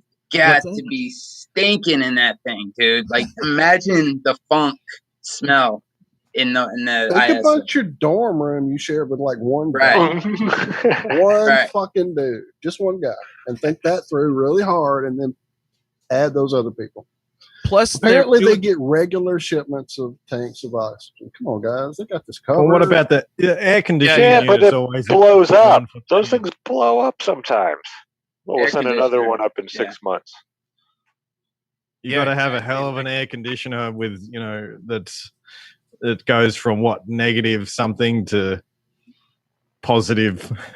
Yeah, whatever it is, something. depending you'd on be in an where you're oven. going. Yeah, farts are encouraged. Let's put everything on the outside of the ISS because that makes sense. Everything we got to work on, we're gonna put it on the outside of it. Yeah. Well, yeah. Don't make it look like a submarine. That'd be crazy, right? Yeah, where you could just work on everything right from the inside, where you're safe. Right. No. Well, how could they do their cool spacewalks though? Yeah, you gotta get those spacewalks in. I If love they didn't do that, the scuba divers wouldn't have a job. What was the guy's name? He used to do flat Earth videos, mocking the space stuff, and he was from another country, but he would always go bouncy, bouncy, bouncy when they would show the door flapping around on the ISS, and he's like, "Oh, look at that, bouncy, bouncy, bouncy." I used to love that guy. There were so many good videos back in the day. Remember when YouTube used to recommend all these great videos to you? Like, oh, you're interested in the flat Earth. How about this one? There were so many good ones. So many. That was the heyday, like 2015, 2016. I didn't experience that. I had to go hunt for information. No, dude, my time looking for stuff. It used to be served up, and it was addicting, dude, because like it would give you this suggestion list of stuff that was just like gravy after gravy. And people that were waking up at that time, it was just like their journey was fueled by the YouTube suggestion list, dude. Now you have to, the concept of last page has disappeared from YouTube, hasn't it? So you can't go to the last page where all the stuff started getting pushed. And then you got to the idea that all you'd have to do is search for something and then go last page and go to the end. And that's where the gravy was, but they don't even have that concept anymore of last page. You have to wade through all the stuff to get to any of the awesome content, out there nowadays. And you have to wade past all of the obvious shillery that is, attempting to debunk all of this knowledge, before you get to the actual stuff you're looking for. Oh yeah, I've seen so many come and go that weren't, like globe trolls. They were people pretending maybe, or maybe they did know that the Earth is flat, and just trying to be as stupid and ignorant looking as possible and crazy, just off the wall crazy. Yeah. And I've seen a few of them come and go. There was one lady, and she had like 400,000 subs. She was doing crocheting. Yeah. And she had like 400,000 subs, but she would make these flat Earth videos, like 16 of them a day. And she did it for the older, heavy set lady? Yeah. She just put flat Earth in her title, right? Yep. Like, yeah, And dude. she would put Dear Flat Earth, DEER. Yeah, and I was like, you what? can switch to upload date, and you get all that stuff, and then you would always just see all of her stuff. Mm-hmm. Yeah, that definitely. And there was a few more. Yeah, but there's been a few of these types of people throughout the years. It's weird. Yeah, I don't know. I definitely think it's there to push people away from the idea. And those Globe trolls, they got all their thumbnails are set up the same way with the white outline. Like someone's making all their thumbnails for them. Yes. Someone did a really good video on that. Yeah. Was that Taboo Conspiracy? Yeah. I think so. Yeah. I love his stuff, man. Yeah. Dude, when they're taking down a guy's researcher. channel that is only doing observations, that is a huge red flag. He's literally doing observations over water, and they're taking down his channel. Like, come on, dude. Come on. I like the old days. It's sad. Oh, and YouTube's they're hanging themselves with this kind of stuff. I mean, they're always gonna have, certain people that will always be there, but people searching for truth are getting sick of the censorship. And it's not just Flat Earth that's getting censored. First Amendment auditors, actually, I get recommended them a lot anymore. It's weird. I think they're kind of pushing the whole, know your rights. I don't know. I have this weird feeling something's coming where rights are about to be, lawfully taken away. They're going to vote away our rights somehow. Something's going to happen. And they want everybody to know their rights. Yeah, something's coming. Oh, yeah, I'm sure. But no, there's so much stuff that is censored on YouTube. Well, it's not just Flat Earth. Right. I mean, look at Crow. Crow barely ever talks about Flat Earth. And he was censored hardcore. Yeah. Oh, yeah. He talks about stuff that's been going on in the system going back quite a few years. So, I mean, there's a lot of danger to the system as far as they're concerned when they hear him talking about stuff. He goes, but he looks at bloodlines, and it's the box saga.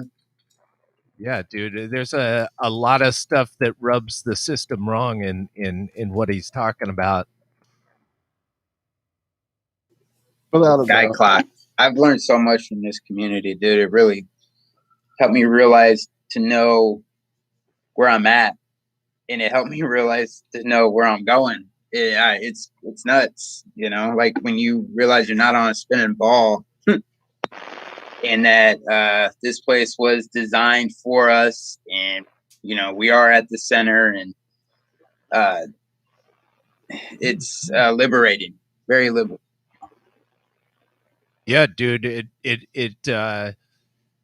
totally took away a deep-seated kind of feeling of emptiness that I had, which was like, okay, so we're just hurling through a vacuum towards a black hole with no purpose, just like aimlessly, in all these different directions. It's just a very bleak cosmology when you think that way, and it's then hideously all of a sudden dark, and it makes me. It is dark, make me feel so yuck, and then you see these people reveling in it, and just like, oh, it's how it is. That's what we are. We're lucky. We're so lucky. It's like, you're such an idiot. What the Goldilocks zone, baby.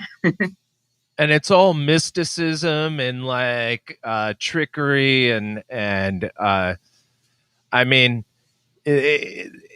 once you shirk all that and you're like, oh my gosh, I'm in this like machinery that was like created in a brilliant way that's operating for us to, and all this stuff is being hidden from us. The systems that are controlling this world are hiding all these energy sources and attempts to explore areas and everything like that, completely locked it down. So it's unlikely we'll ever know a lot of these things we're talking about, in our lifetime, and that's really sad that like we probably will never, get to see a full look at Antarctica, unless something major happened in the world of, citizens regaining their power and uh, taking it to the systems to be, but this is what I was saying before, if we created technologies like balloons and stuff that and submarines that were you know and we kind of did a lot of things under the nose of the governments that are controlling us, we could, continue to explore, within the parameters of what the government can detect. And if we did it in a way where there was so many of us that were reaching out, that there were so many little mini zeppelins that were headed to the south, that there'd be no way to stop them. It's like it's like the internet, where messages get rerouted, and if it came from so many different directions, we could kind of like start to regain our power and our cosmology and start to, I don't know, but Kind it of like the sea of green approach, almost. yeah, it just took me by surprise how many things have been withheld from us with these systems. I started to know that one system after another was evil in nature, like the governments and the money systems and the health systems, and they all started to kind of like uh once you realize the deception of the flat earth, it's like all of these other obvious deceptions, it just becomes so If you clear don't and mind me asking, liberating Christian, to what kind was of your shake like those. kickoff point? Like, what was your first like, holy shit, this is not what I was told. This is something I need to get deeper into. What was your first The seed? first big one for me was the idea that our government was bringing drugs into the country and was actually engaged in peddling the drugs in the inner cities and stuff like that. When I was like, wow, that is so diabolical, and at the same time creating prison systems that were trapping these people, and they became the prison system never used to be a for-profit system, and then all of a sudden they started to become privately owned by these companies like that the Bushes were running, like Yes, sir. a Fuck with lot of that. these firms, these money conglomerates that invest in these things like prison systems, building new prisons to house all these people that were coming in, that they were trapping. It was just diabolical to realize how the flow of the drugs, and all being covered up with this Iran Contra thing, and that to me, once 9/11 hit, I was like, oh, this smells bad. Right from the beginning, it smelled bad, So that Yeah, when you put everything together, it really makes like I was listening to a video the other day. When you put everything together, what's happened, whether you're looking at money wise or like you're saying the drugs, and it really paints this pretty disturbing picture. This lady was running through all these different things that have basically happened, and you're just like, holy shit, it's pretty phenomenal the amount of areas that they've dived into and really corrupted, and to the extent that they've corrupted it. It's In the time it's period, mind blowing. they Yeah. will wait and wait, and it doesn't work now. We'll try it again maybe in a decade. yeah It's or they'll have a step-by-step process that happens over 20 years. Mm-hmm. You know, like we'll take this corporation, and we'll do it bit by bit, year by year, until 20 years is up, and then we've got it all. How about It's the like, World Trade Center? wow. I mean, they were hitting that thing for a number of decades before with again, it was like this Muslim extremism, right? Was always the story, you know. Well, just recently there's a we lot went of from gold in there, you know. There was a lot of gold in there that's now been buried, and it's a tomb, so they can't. Yeah, right. Did you see how fast that place was cleaned up? When it was like all the barges were going out, they were leaving this. We got a piece here in Lafayette, that was like about an hour supposedly away. this huge crime scene, and before you knew it, all of it was gone. It was like crazy, dude, to think that they. Well, that's how you do forensics. Come on, man. Yeah, exactly. Loaded onto a barge. Ship it to China. Right? What a story. What a story. Unbelievable. I loved it on Rick and Morty, the Pickle Rick episode. I'm a pickle, so what? What does it matter, Rick? Come on. He's asking him, like, why are you a pickle? He's like, what do you want me to tell you? I'm a pickle and 9/11 was an inside act? He's like, oh my God, was it? He's like, it doesn't matter. Global acts of terrorism happen every day. I'm a pickle. Yeah. That was great. Speaking of Rick and Morty, I couldn't help but think about the episode where his car battery was a whole nother life, and that's what I keep going back to sometimes. It's like, dude, we live in a battery, and like we're running Rick's car, charging his phone, running his brake lights. Oh shit! I love that show. I can't help it. It's all right. I still watch it too. It's one of those that isn't politically correct.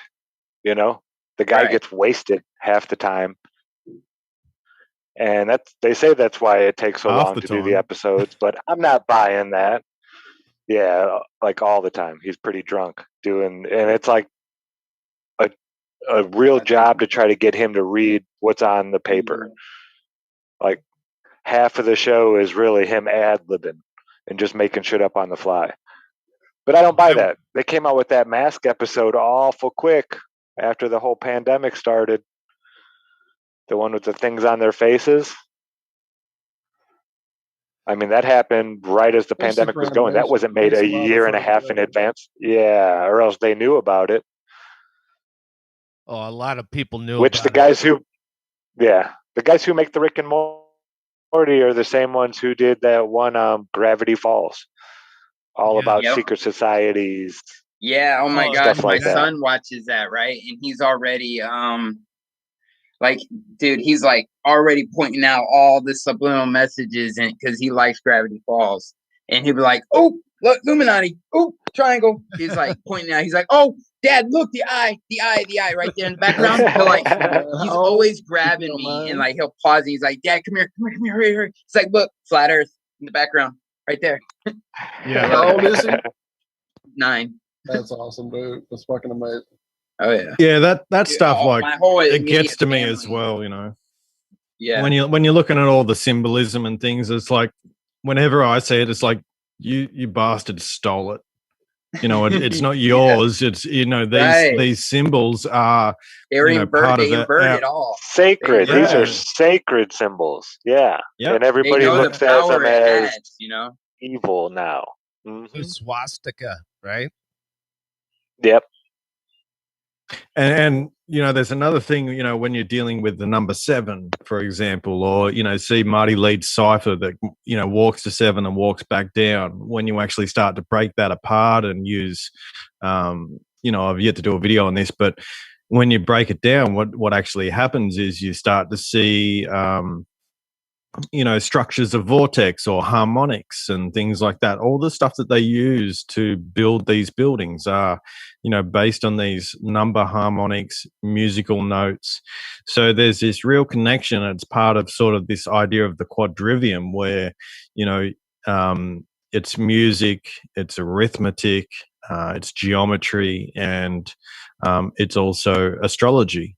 So they all combine, and it's giving us a really clear way of using number to interact with our world on multiple levels, whether it's so, and that's what we're seeing with these buildings as well. They're based on music, they're based on where they're positioned in our world. So, we're astrologically ley positioned. lines.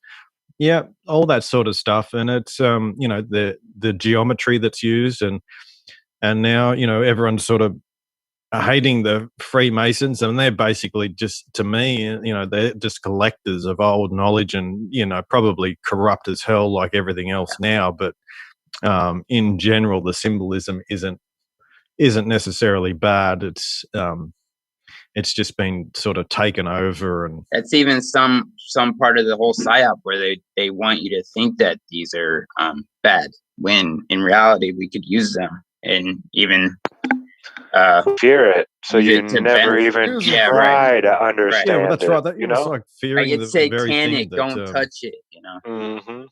Just like alchemy, right? They've bastardized alchemy, and you go and look up what alchemy is on the internet, on Google, and the first probably 50 things you read about is people trying to turn metals into gold. And that was one small, tiny aspect of alchemy, And yeah, they're talking about transmutation. They used to trade. For sure. Yeah, and they used to trade alchemical gold, and then they made laws banning alchemical gold, and went around burning down. Oh, this is according to his story, of course. But they went around burning every alchemical lab they could find. They didn't want people practicing this stuff because they were throwing off their money market. But and real alchemy is about understanding nature and learning the process that nature goes through to create certain things, and then mimicking that in a lab, and maybe even quickening up the process or helping it along, it's all about breaking things down into their purest forms, cleansing it, purifying it, and then recombining it, and then consuming it. It's about making medicine, stuff like real alchemy. That's how it all started. Taking plants and learning how to make, things that could really help your body if it needed a lot of it right now. Like, I am really lacking this mineral or this vitamin. Well, instead of just digesting a bunch of this plant, I could take the plant, cut it up, do this process to it, and in a month have this little bottle full of stuff that would be like a year's worth of eating it. Yeah. Things like the that. Other thing, you we, look at the word itself. You look at the word alchemy. I mean, it's alchemy, so it's basically al, or L-E-L, is electrochemistry. So and what I was finding when I was looking at alchemy as well, they had all these association with elements, or chemical stuff related to the planets and things. And I went on one site, I remember, and basically it said, we have gold, and then we have this hydrochloric acid, and basically what it was going through with all these associations with the planets were different types of batteries. And I'm just like, what's going on here? This is out of this world. Like, iron had a different element associated with it to create a different sort of battery. And then you can basically go and look up all these different batteries on the internet, and where they actually, and how they're built. And then you're starting to see these correlations. It was really quite strange. But that's what, kicked off a lot of my work as well.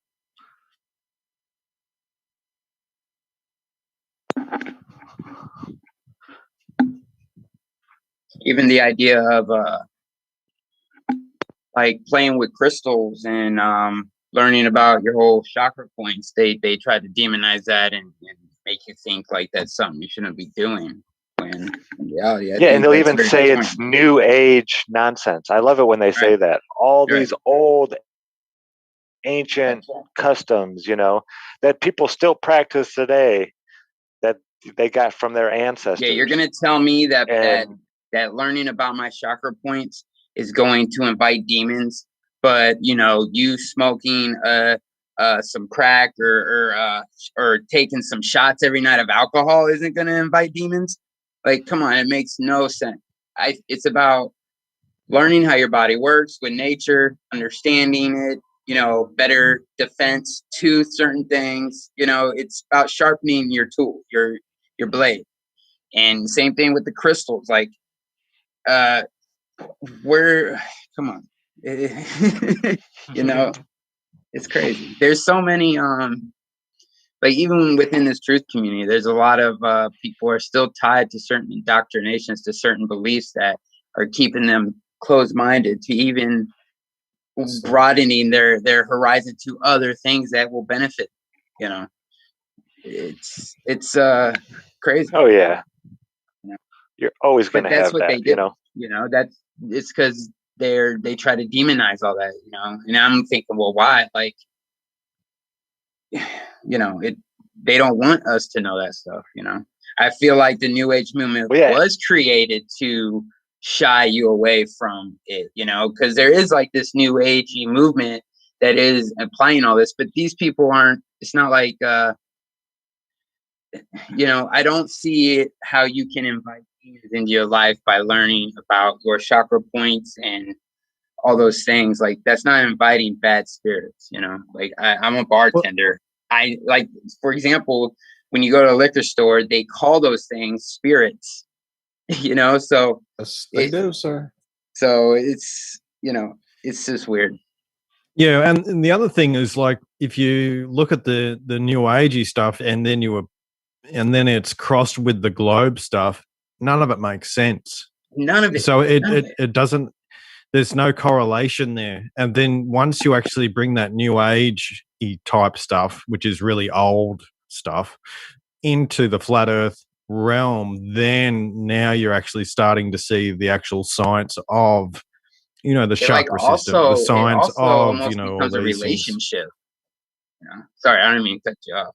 No, yeah, that's right. Like, it becomes more intimate when when your cosmology changes, all that becomes more intimate because everything's a lot closer. And it's like, you always wondered, why would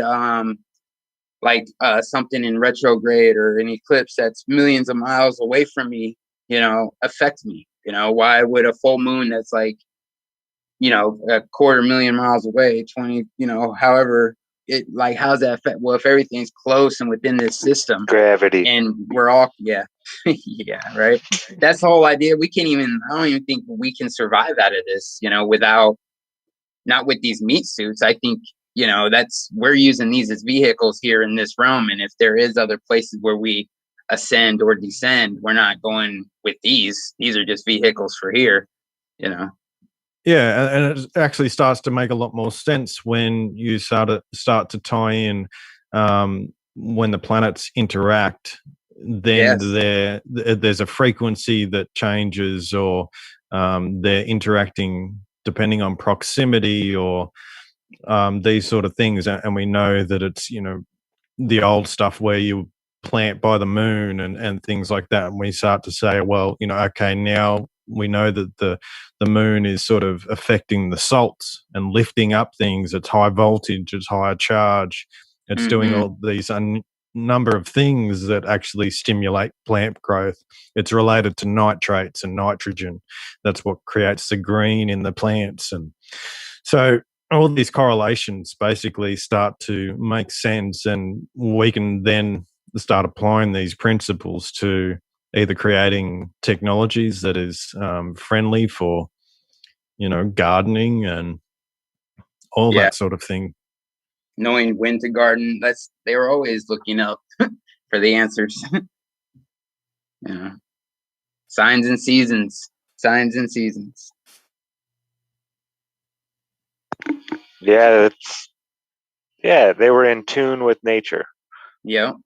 Once you learn how nature works, you can use it to your advantage. Yeah, if I plant a plant at this time, it grows twice as big compared to when I plant it, at this time where the moon is and this and that. And yeah, it's amazing.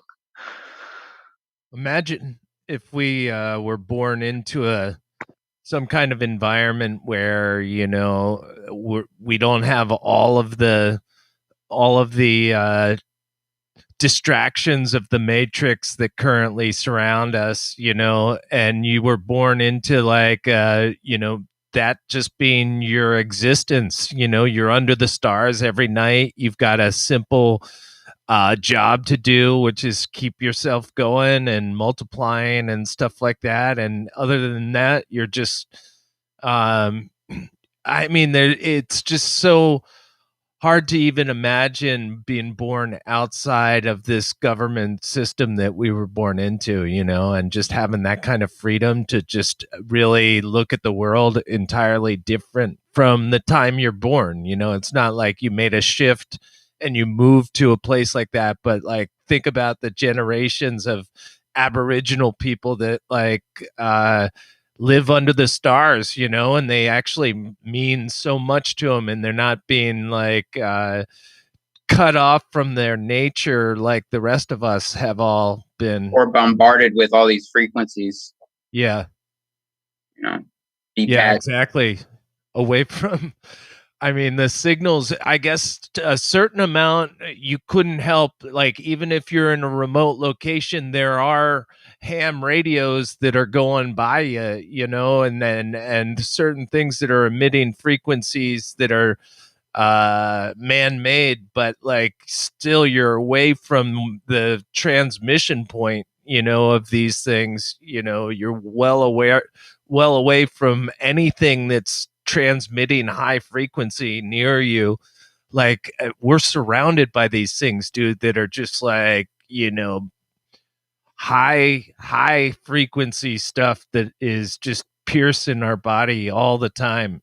Yeah, and the frequencies they're harsh frequencies too, and they're discordant. So it's not that say frequencies are that bad. It's just when they put them in these sort of ways that are so sort of digitized and harsh to our real biology, then I think that's when we get real bad problems, and yeah, who knows what would happen when we're out of that environment and how much clearer we would think. All these different things, and I think that's a massive problem, along with everything else, for people thinking clearly and getting out of their own way to, move to a next level in a sense of understanding.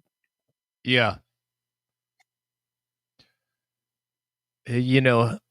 I worked at Palm, and we had issues with phones. So, we were the ones that were first putting smartphones together, where we were taking a Palm Pilot and then mixing it with a phone. And I remember, like, we were coming up with these devices that were not meeting the federal, emissions as far as frequencies from the, holding this up to your head. The phone was like violating the federal mandates for like radiation emission, and like the solution that the company came upon was to just like push the headset out just like a tiny bit more, so it was like a millimeter further away from your brain. And it's like, come on, if you're talking about a millimeter, is it you still got like this phone that's emitting this high frequency thing right held up against your brain, and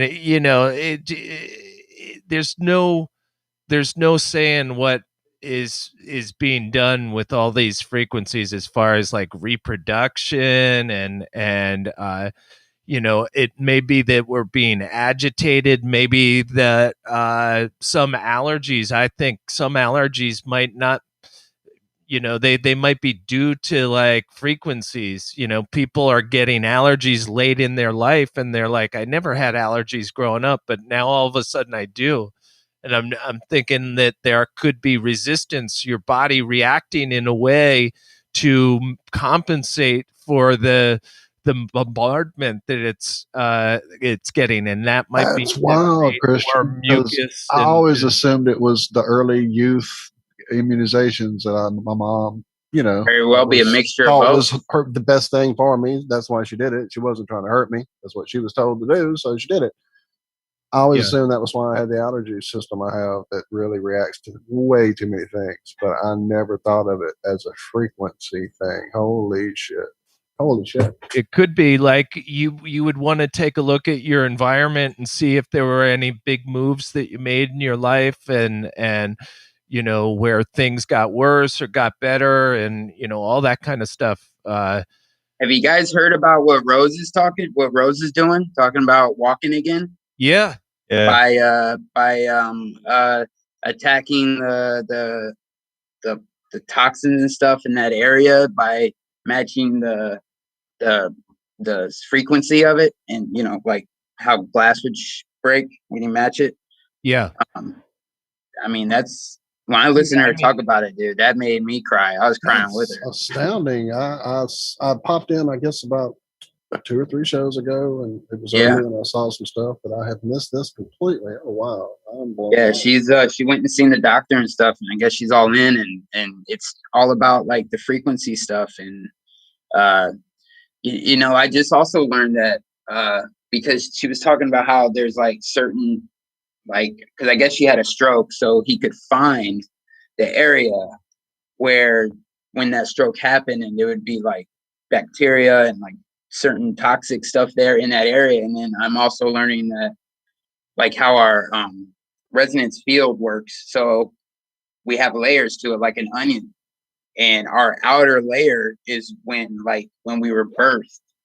And so if we had trauma as a child, then those layers at that moment, like those are not going to be as strong as, say, layers like my layers now that are closer to me are probably really strong because I've been doing really well in life, mentally, emotionally, physically. But then say maybe 5 years ago, so now those rings are now out a little bit further, but they're broken up and not as strong, so I'm like, I'm making my field stronger, and as it's growing out, all those hits, so they're kind of damaged. Shields, right. The same way you could take like a strand of hair, and like based on you can like find out what was in your system, like on this strand based on the time you were. That's crazy to me. Wait, who would do such a thing? Wait, Austin, you're talking madness. Surely no one would go to such a personal attack to find out someone's personal business, right? You're like, I thought it was just a piss test, man. You put out something, Austin, about hair being, some sacred an antenna, stuff like that, and that like an antenna. Yeah, that like you don't want to necessarily mess around with, and I've always wondered, is it an antenna or is it a way possibly that the body is getting rid of, proteins and stuff like that? Like it puts it out in strands, just like fingernails might be just like the body pushing those elements out, right? To be disposed of as nature progresses, and like, but you're talking about the hair. I think it's both. Being like this, electrical. Yeah, I think it's both. Native Americans talked about that a lot, and then when they were recruited into the military and were forced to cut their hair, it definitely affected. They were worthless. They were trackers. They were really good trackers, and they were studied for a long time in their natural habitat with long hair. Really amazing trackers. But then when they put them into the army and shaved their head, they were worthless. So they were trying to figure out what it was, like why all of a sudden they're worthless. Well, they realized it was their hair. I don't think that's too scientific, though. Somebody goes and takes something sacred away from me, like my hair. If I believe it's sacred, I ain't doing shit for you no more. Go fucking kick rocks. Yeah, piss off. So me and my wife had that same conversation. That's how I see it. She said that same shit. My wife said the same thing. Shaving their head and all have the same attitude. I think it's also it's like a psychological mindfuck to do that to you. Because honestly, if someone cut my hair, I would be devastated. I'd be angry, you know, like, because this is something I do feel like, I don't know, you hear the stories of, what is it, Samson and Delilah, brother. Right, you know, and then you got the mane of the lion, you know, got a big beefy cat, and he has a big nice mane, you know what I mean? And I don't think your hair necessarily needs to be long. And it wasn't only the Native Americans that kept their hair. I mean, think of all the Asian cultures with the wraps on top, or think about, I mean, name one, just about any. Yeah, the turbans. They wrapped all their hair up in there. And the Rastafarians. Rasta, yeah. One of my best friends is a Rasta, and I'm going to be dreading my head here soon. And that's his lifestyle. And dude, he has trouble like getting out of the shower. He'll get out of the shower and he'll start drying himself off, and he'll accidentally dip his hair into the toilet. He's like, ah, shit. And then he has to get back in the shower and shower his hair again because it's down to his ankles. It's crazy. He's like full blown Rastafari. I mean, you do think about like, what did people do back in the day? Like if the hair is meant to be treated somehow, like cut, or, you know, what kind of tools did they use? Or just, was it a natural process? Like, you know, the hair just grows until it grows and then it falls out, and, you know, but like if people didn't cut their hair back in the day, you would think at some point it might get in the way with their, you know, I don't know what they were doing. Like even back to as far back as you could think, I have to imagine people had ways of, like, they probably burned it off, right? You know, like they gave you a little heat to the back from a fire or something like that, burned the, I don't know. Not for me, sir. Not for me, right? Thank you. Not for me. Thank you. No way. I'll pass. This guy's wolf. There's a guy that gives, yeah, right. There's a guy that gives haircuts with a flame. You could YouTube it and see this guy. He just does like he'll go around and he's got like this controlled blowtorch type thing. I bet he like sets you on fire. He's like, what? How do you smell after work? Like, yeah. I've seen one where they like work it into the hair gel. And so he basically lights your head on fire and just starts combing frantically as it burns. Exactly. Like, oh, exactly. People pay money for this. Big dollars for a hair burn.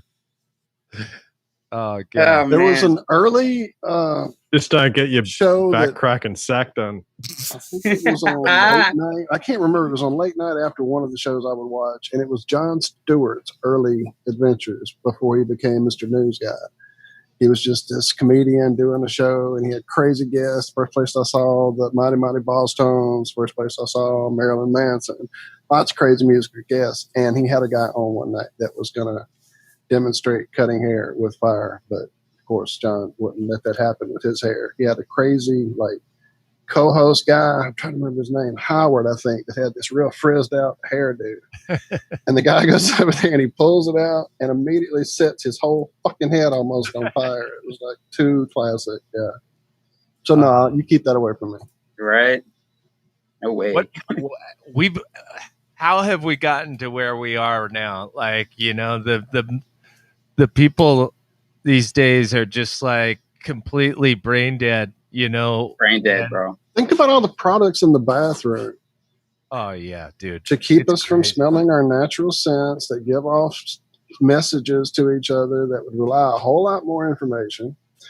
Things to keep our hair fucked up, to keep our natural shit gone, all our oils, all the things that our body produces, not erroneously, for reasons.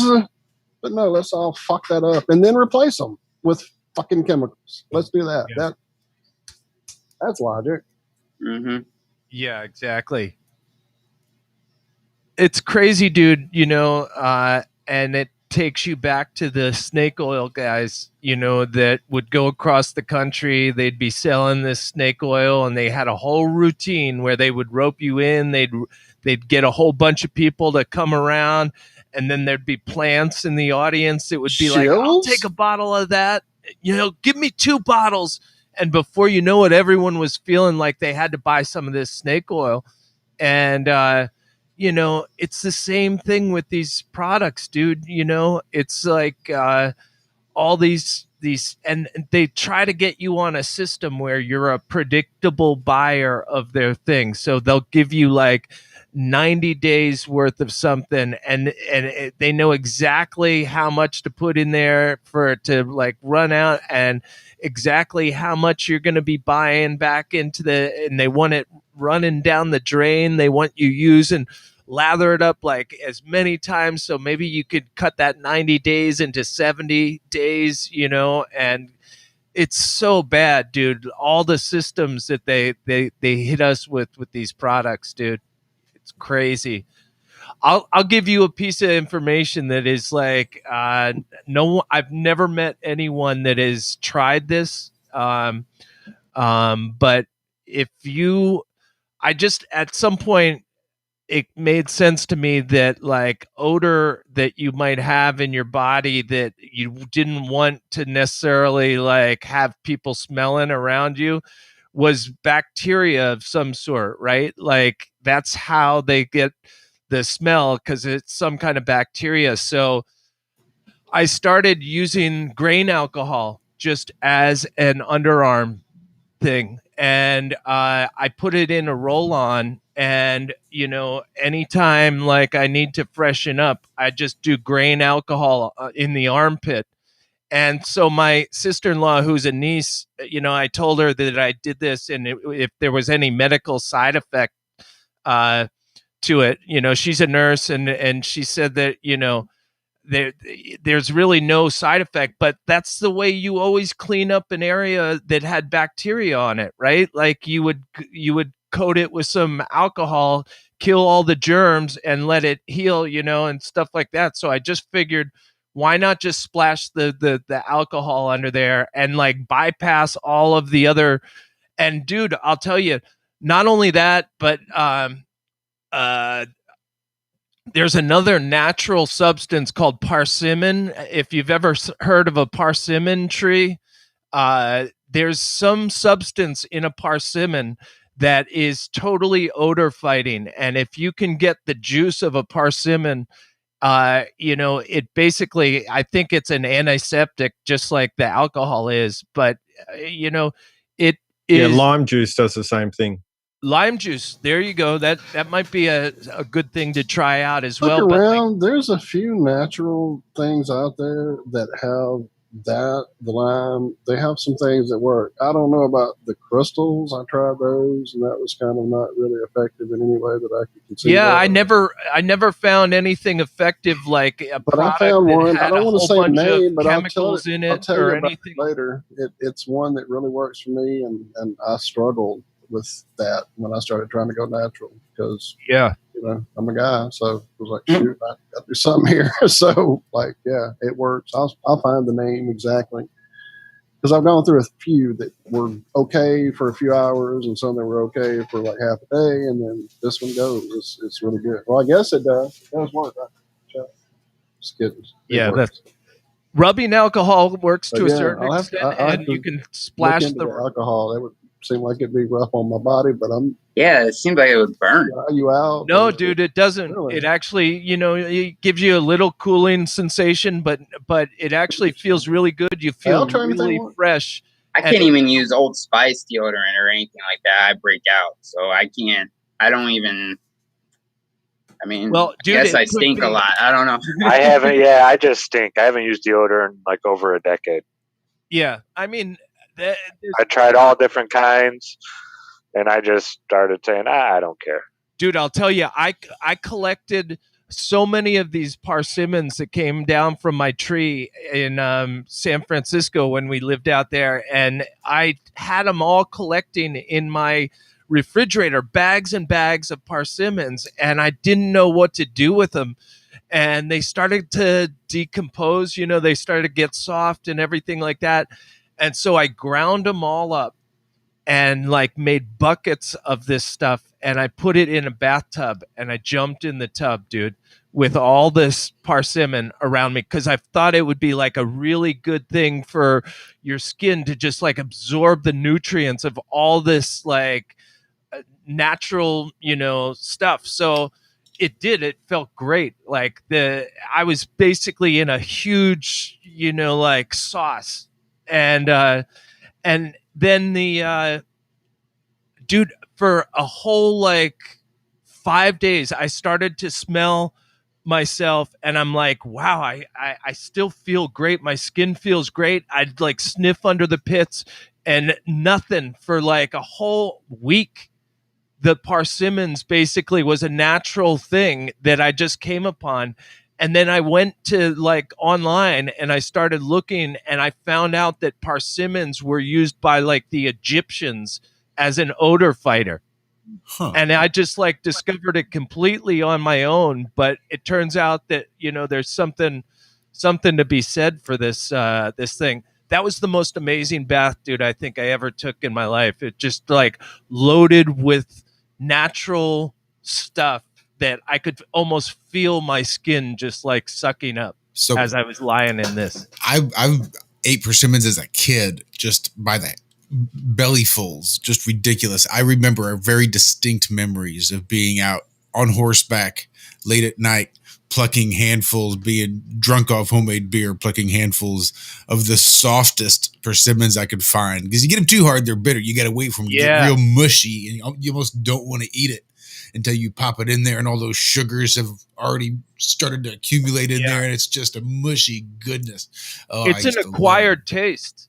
It's not for everyone, definitely, and I think the Asian cultures like them a lot, but not so much in the United States. You don't see a lot of people digging the persimmons. Yeah, maybe it is kind of a rural Missouri thing. I know it's around here for the people that, and again, maybe it's just because I'm where I was rural or what, but yeah, it's quite the delicacy for those that know of it, if you can find them. You used to ride horses, bro? I did a little bit. Yeah. I was gonna ask you what bit you prefer in your bridle. You a curb bit, a snaffle bit? What kind of bit? I like a snaffle bit. Snaffle bits are good. They get the attention. It depends on the horse. Depends on the horse. Depends on what they need. If they're too much in the mouth, or if they like to be led by some, my whole goal was trying to lead them with my feet. And trying to keep their head down. Uh-huh. I love it, man. I green broke a couple. I've forked a bull or two in my day. Hell yeah, dude. Yeah. Oh yeah. Now you're talking our language. I love that shit, man. I miss it so much. Yeah. Austin has a clset full of trophies from like horse days. Dude, I got like two closets full, that's man. Crazy. My stepbrother used to ride rodeos back in the day. Growing up, he had a room full of trophies, ribbons, the whole night. Hell yeah, man. Yeah, I love it. My dad made me do it, man. At the time, it was like such a chore and like, but it was really satisfactory to beat these people that were paying trainers thousands of dollars all year round. And I'm going in there, just me and my dad and our busted ass paint horse or quarter horse. And we're beating everybody, and they're nice. Dude, they did not like us, like we weren't there to make friends. And it was like, I was beating them in reining, halter, showmanship. I had a horse specifically for halter, showmanship, and Western pleasure. And then I had a paint horse for reining, barrels, keyholes, a couple other things. Like my cousin, she ran barrels like her whole life ever since she was young, and got a full ride to Oklahoma State. Went there for a semester, missed her boyfriend, came back, married him. She's happy. But yeah, she still rides horses to this day though. And she's got to be almost 40. Yeah, they have a 2 square mile farm now down in Oklahoma. That's where they moved to. That's awesome. That's what I want, man. That's what I want. I used to date a girl whose dad trained cutting horses, and he was trying real hard to get me on a cutting horse.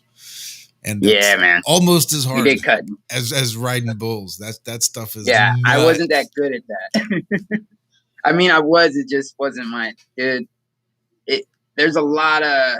I feel like that's why I'm really strong in my core area, like automatically, because growing up riding horses, man, you really gotta be strong in like your core area to like because when you're breaking them to ride, man, they don't like you on their back. They don't know what's going on. Why is this saddle on me? Oh shit! Why is this dude on me? Why is this kid on me? What's going on?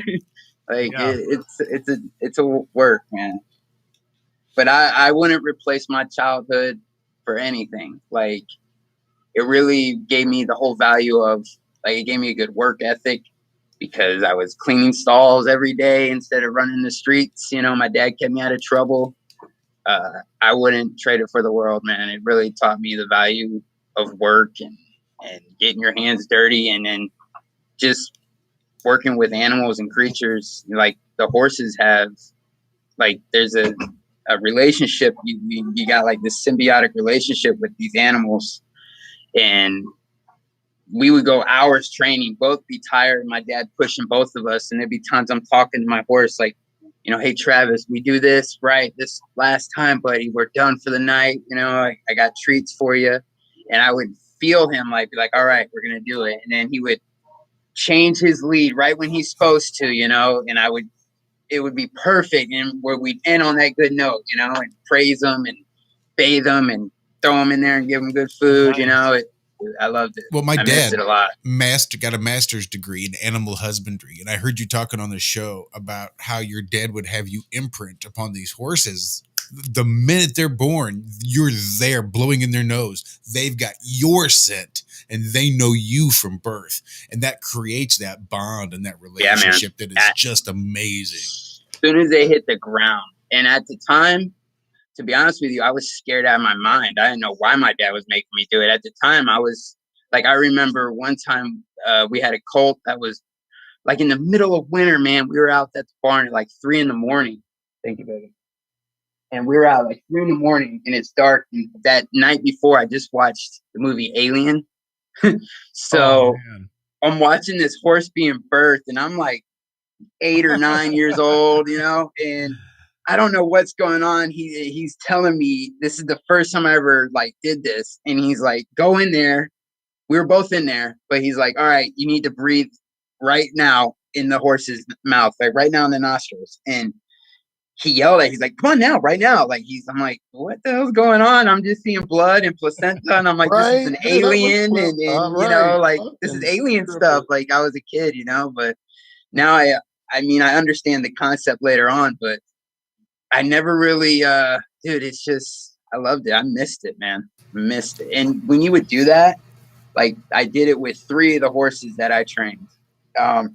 They would stay with you everywhere. I didn't need a lead line, you know, or a halter right here behind my shoulder. It was amazing. You know, I loved it. Quarter horses and a paint horse. Tobiano or Overo? What kind of paint? To be honest with you, I don't remember. We had another, what is an Overo again? Overo has where the spots go over the back, essentially. Yeah. And the Tobianos are just on the sides. Yep, just on the sides. We also had a couple crappy yappies. I call them Appaloosas. Uh-huh. We had all kinds. We had a Clydesdale named Charles that was, dude, the gentlest giant in the world, man. But he looked so intimidating. Big silver Clydesdale, and he was amazing, man. Oh yeah, I got a lot of memories with a lot of those animals, man. I remember looking into their eyes and thinking when I was a kid, like while I'm bathing them, and like when they would be spooked and you're calming them down, just everything. I loved it. And I worked on a horse farm for a few years. I bartend now, but when I was at the horse farm, I always ended up being really good at the job. And then they give me a whole barn by myself. And I'm working with dumbass thoroughbreds that jump at their own shadow because I'm in Florida and they're all about thoroughbreds. But they only know one thing: $50,000 a piece. It's got to be good horse. Right. Yeah, I was 15 years old. Loved it. 15 years old, got my first job at a barn, shoveling horse manure out of stalls, feeding and watering and all that good stuff. Did not keep me off the streets, ironically enough, because at 15, I didn't really have a ride. So I would hitchhike and or walk back and forth to and from 12 miles to work. So, yeah. I used to ride my bike to the barn. Ain't that right, baby? I used to get up crack in the morning and ride my bicycle to work.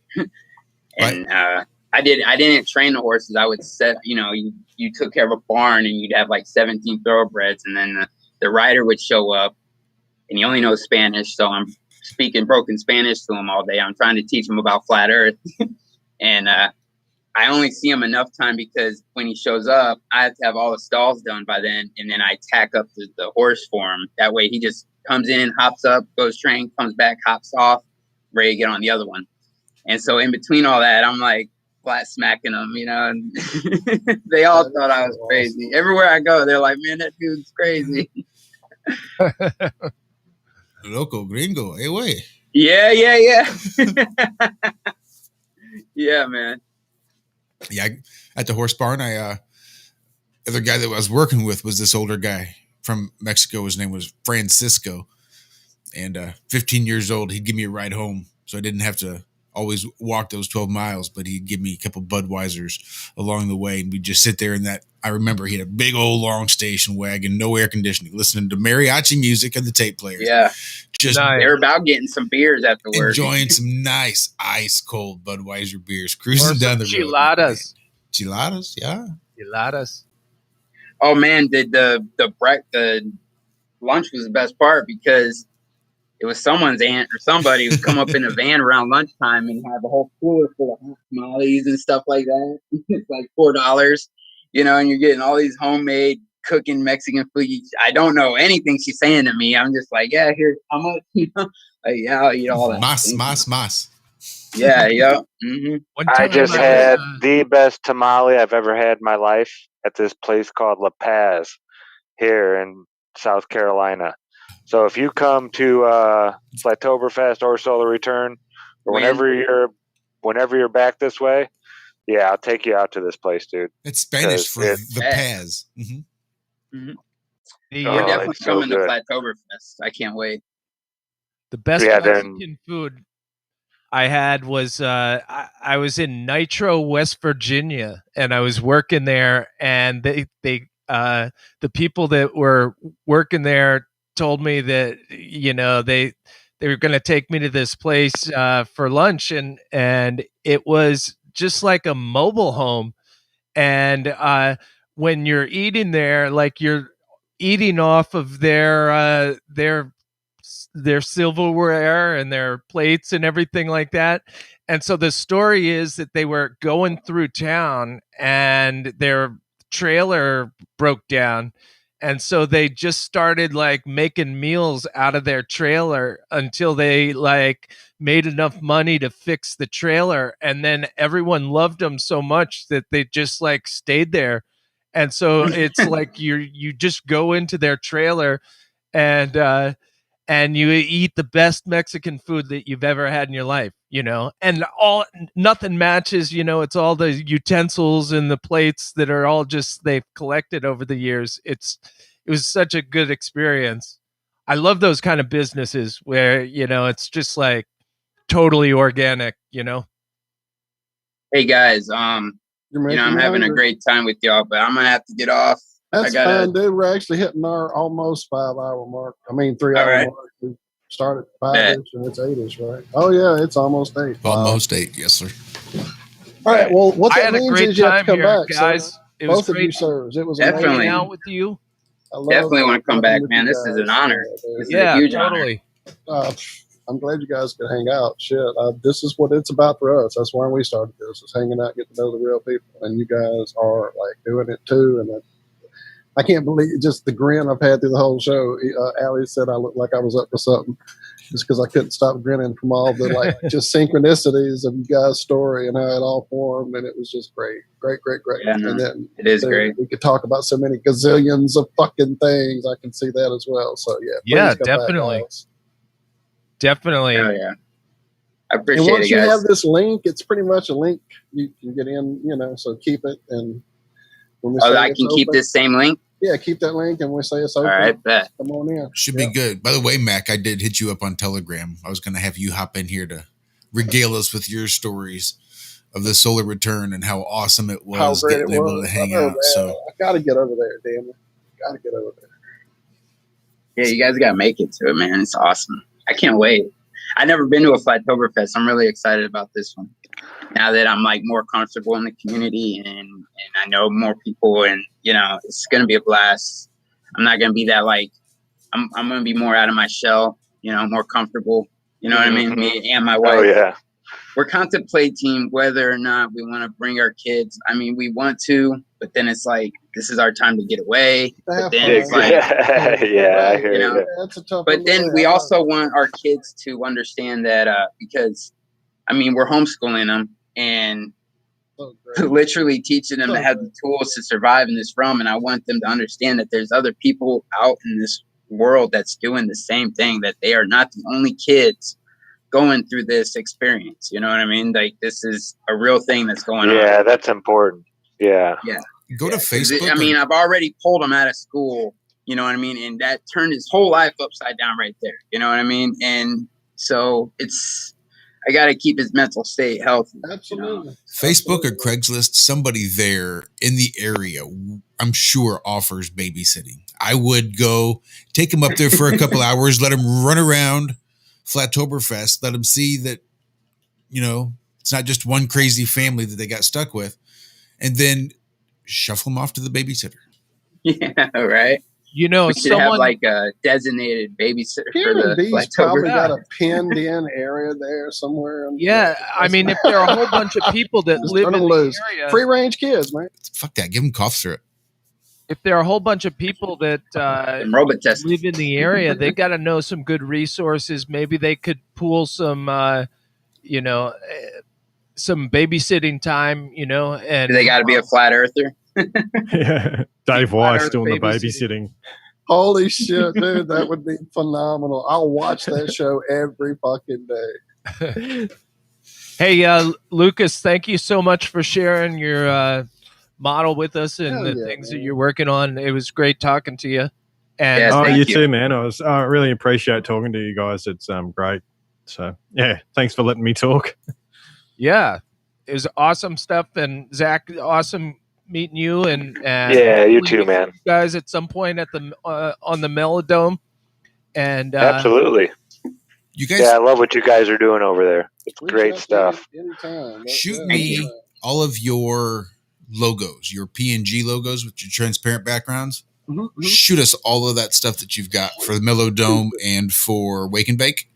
Okay. And we'll see what we can come up with some goodies for you. Just let us play. Okay, bet. I can do that. Love to play. Thank you. Appreciate that, guys. Well, it's something that I do want to offer. We've got it. We've had it for years. We don't ever do it, but we can do cool little intro stingers and logo hits and things like that. Real simple, real quick, real easy. Awesome. Oh, nice. So this community is so freaking cool, dude. Like anybody. Really. ironrealmedia@gmail.com. Shoot us your highest resolution PNG logo image, and we will try to shoot you back a logo stinger. We'll come up with stuff. We've got loads of options from which to choose. Awesome. And we'll. Yeah, they made mine. My green ball that morphs and turns into good times for all. Yeah. Josh made that for me. Awesome, Josh. Thanks so much. I need one of those. No, you're welcome. Again, it's 3 clicks and we're done. It's so simple. But well, tonight at 10:30 we got a show tonight, and we party got animals. We got Miss Mays on tonight. She started her own little show too, and I want to bring her on because I feel like there's a lot of people that started new shows around the same time we did, and I feel like we should stick together a little bit. So I just want to throw them out there, and they have great conversations. I listen to them while they're at work or while I'm at work a lot, and it's going to be a good time tonight for sure. As always, uncensored completely. What time zone are you in so I don't get lost? Eastern. So it'll be 9:30. Yes, 9:30 for us, Walter. Well, awesome, guys. Thank you again so much. We will definitely have to do this again in the very, very near future. Absolutely. Sounds awesome. And make sure you guys head on over there to Awesome Austin's channel. Yeah, that's where the show is. Mm-hmm. In less YouTube, than 2 hours. Odysee, D-Live, Twitch, Facebook. Is that all of them? And we're working on the ham radio. Yep. and message bottles. You guys gonna do some Yeah, pirate yeah, radio? message I in a was bottle, trying to baby. unmute to say in the robot bottles. Damn it, you beat me. The Mellow Lucas. Dome Yep. message in a bottle. Message in a dome. My message from Australia might be a little bit delayed. That's the only problem. No problem. No, yours ago. I was gonna say yours will arrives be in the way future. ahead of That's how schedule. yours works. Yeah, right. in the Yours gets future, there right? in the future and changes the whole timeline. You got to write past Mandela effect. tense. No, future tense. You have to write in future tense. All right, y'all. Much love, guys. I appreciate it. Thank you Thanks guys. so much, guys. Truly love y'all. Thank Take you. care. Love you guys. And then just a Love reminder, y'all. we will not be here next week. We're actually going to take a week off. It's not often that we do it. Not often. Will we do the morning show? Is a Oh, yeah. question we should ascertain. We will do the morning We show. will do so the that morning Friday show. morning we'll be there. But yeah. Which brings us to August, when I'll be taking another Friday off. At which point we will not be doing a morning show. Probably. I don't know if because it's just Skype. So I suppose if Walter wanted to do it there on TFR, there's a chance I could hop in. We've tried it, but we can try it again. Well, I mean, it just will not let my side. It'll only hear my side is all we've ever done. And we can't figure out anything else other than me buying a new setup because we've tried all the virtual cables and all. I could try it as well. We could try. Oh yeah, we have other people here on Iron Row Media audio. that might He's be got able good to. audio. That dude knows his stuff. And I've real heard. quick, just to let people know, in case they don't know where to find information about getting to a Flattoberfest or a Solar Return event, you can go to flatearthfestivals.com. Yeah, Karen B's doing a great job running the site there and getting all the stuff set up. Don't know how she does it, but yeah, she even dropped some links in the chat. Look at that. So She if you puts some have, Sasquatch in her, I think. yeah, she absolutely does, for sure. So much love, Karen B. Thank you so much for all you do, sister. You rock. Yeah, Doc just dropped it in the chat for people who don't like to scroll up. I did too. Go, Doc. Thank you, sir. Thank you, sir. You were half second late. He did it twice, though. He beats me. Damn it. He trumped me. Yeah, I've never heard anybody say they didn't have a good time. Even, non-flat earthers that are there. The people that are working at these places say, you guys are all just the nicest group of people we've ever had here. We've heard that at multiple places. It's a great group of people to be around. It's a wonderful environment. It really is. Whether you're a flat earther or not. Really. Whether you know you're a flat earther or not. Yeah, there you go. Well, all right, then. I guess that ought to wrap it up. Thanks so much, everybody in chat. I did early on try to really hang tight, and then I knew with these two guys it would be just lost in the conversation because, again, brothers walked in the door and we had to hang out. So thanks, Austin. Thanks, Christian. Definitely. See you guys later. Come hang out again. Lucas, thank you, sir. It was a blast. That fucking picture, brother. I need to dig in deep. That's some amazing. Yeah, I'll do a better picture of it, and yeah, hopefully we can maybe make it into a shirt. That'd be sweet. Hey, send me or whatever. Put it on Telegram. Your logo that you'd like to have done stuff with, because you have a few versions I have floating in my stuff, and I don't know which one you want to go with. So just send me the one you want me to play with right after the show, and I'll dig around with it. Sweet. And we've got that one God blessed SVG program, Walter, that we've had forever that I I've know, never dude, used that I think would be really good for that shirt that we want to make for out of Lucas's stuff. I bet you that'd come in real handy. Maybe so. That's a thought, brother. Yeah. Live production, the best guy. Thank you all in chat again. Love you all. Hey, Mac, are you still around? You still there in chat? Yes, he is. I see. He says thanks, everybody. Hey, so DJ, can I play that you sent me? Would that be cool? Because I was really digging on that, and I know maybe it's maybe not finished because I still saw it in an editor, but it was really good. Yes, beautiful. Well, then that's what I'm going to go out with because I was digging the shit out of it. Let's see if I can pull Telegram up here. Make sure I got it to play. Y'all have a great weekend. Oh, see? Yeah. This is why I wanted to check it. There it goes. Yep, that's it. That was me. That wasn't Mac. All right, then. Love you guys. Have a great rest of your weekend. We will see you right back here, not next week, but the week after. So in the meantime, you be good. And I do have a guest waiting in the wings, literally. Beautiful. In communication with me as we speak. So as soon as we figure out when we're actually going to be back. Is it the one that you booked for tonight? It is the one I overbooked for tonight. Yeah. That'll be good. That's another one that just kind of clicked and just kept, feeling like somebody we need to hang with. Mm-hmm. Yep. Cool. Very much We're so. just going to tease you guys. We're not going to tell you. Just educate yourself. Remember that one. And if you have a photographic memory, you probably already know who we're talking about. So, meanwhile, guys, until we see you right back here, be good, be well. We love you. And bye-bye. And now it doesn't want to play. Here it goes.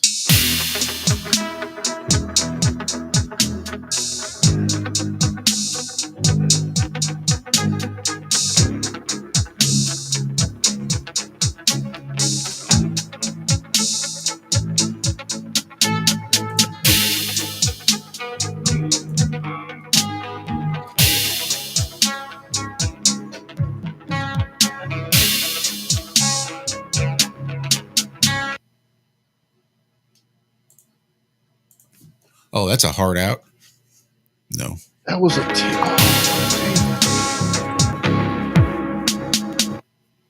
Oh, come on. Right. So that being said, what I want to do is come back this way and we'll just do it the old-fashioned way. We'll do it like cavemen, where we download it to the computer, we open it back up in a whole nother player. This is supposed to be smooth, real smooth exit. little boombox right there. If you want to. But caveman days, it took what, like 15 minutes to download a 3-minute song? Right. Well, it depended on how many seaters you had, but yeah.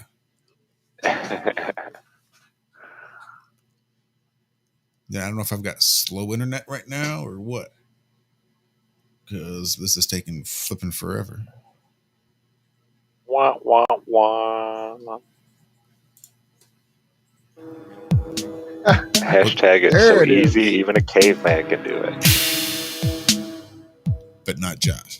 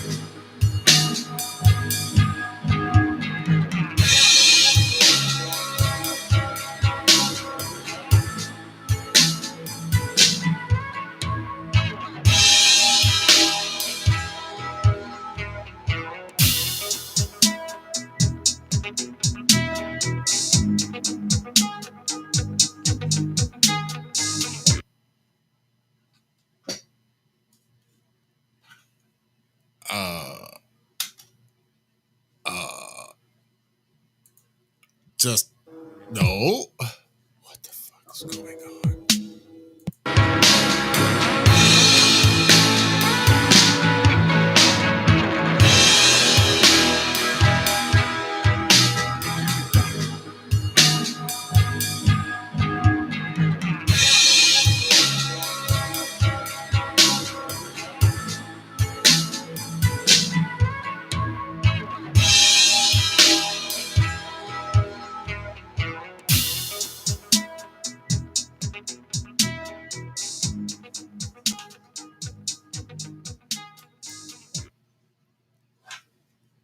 Nope, I think that is just a heart out. All right, everybody. Love you.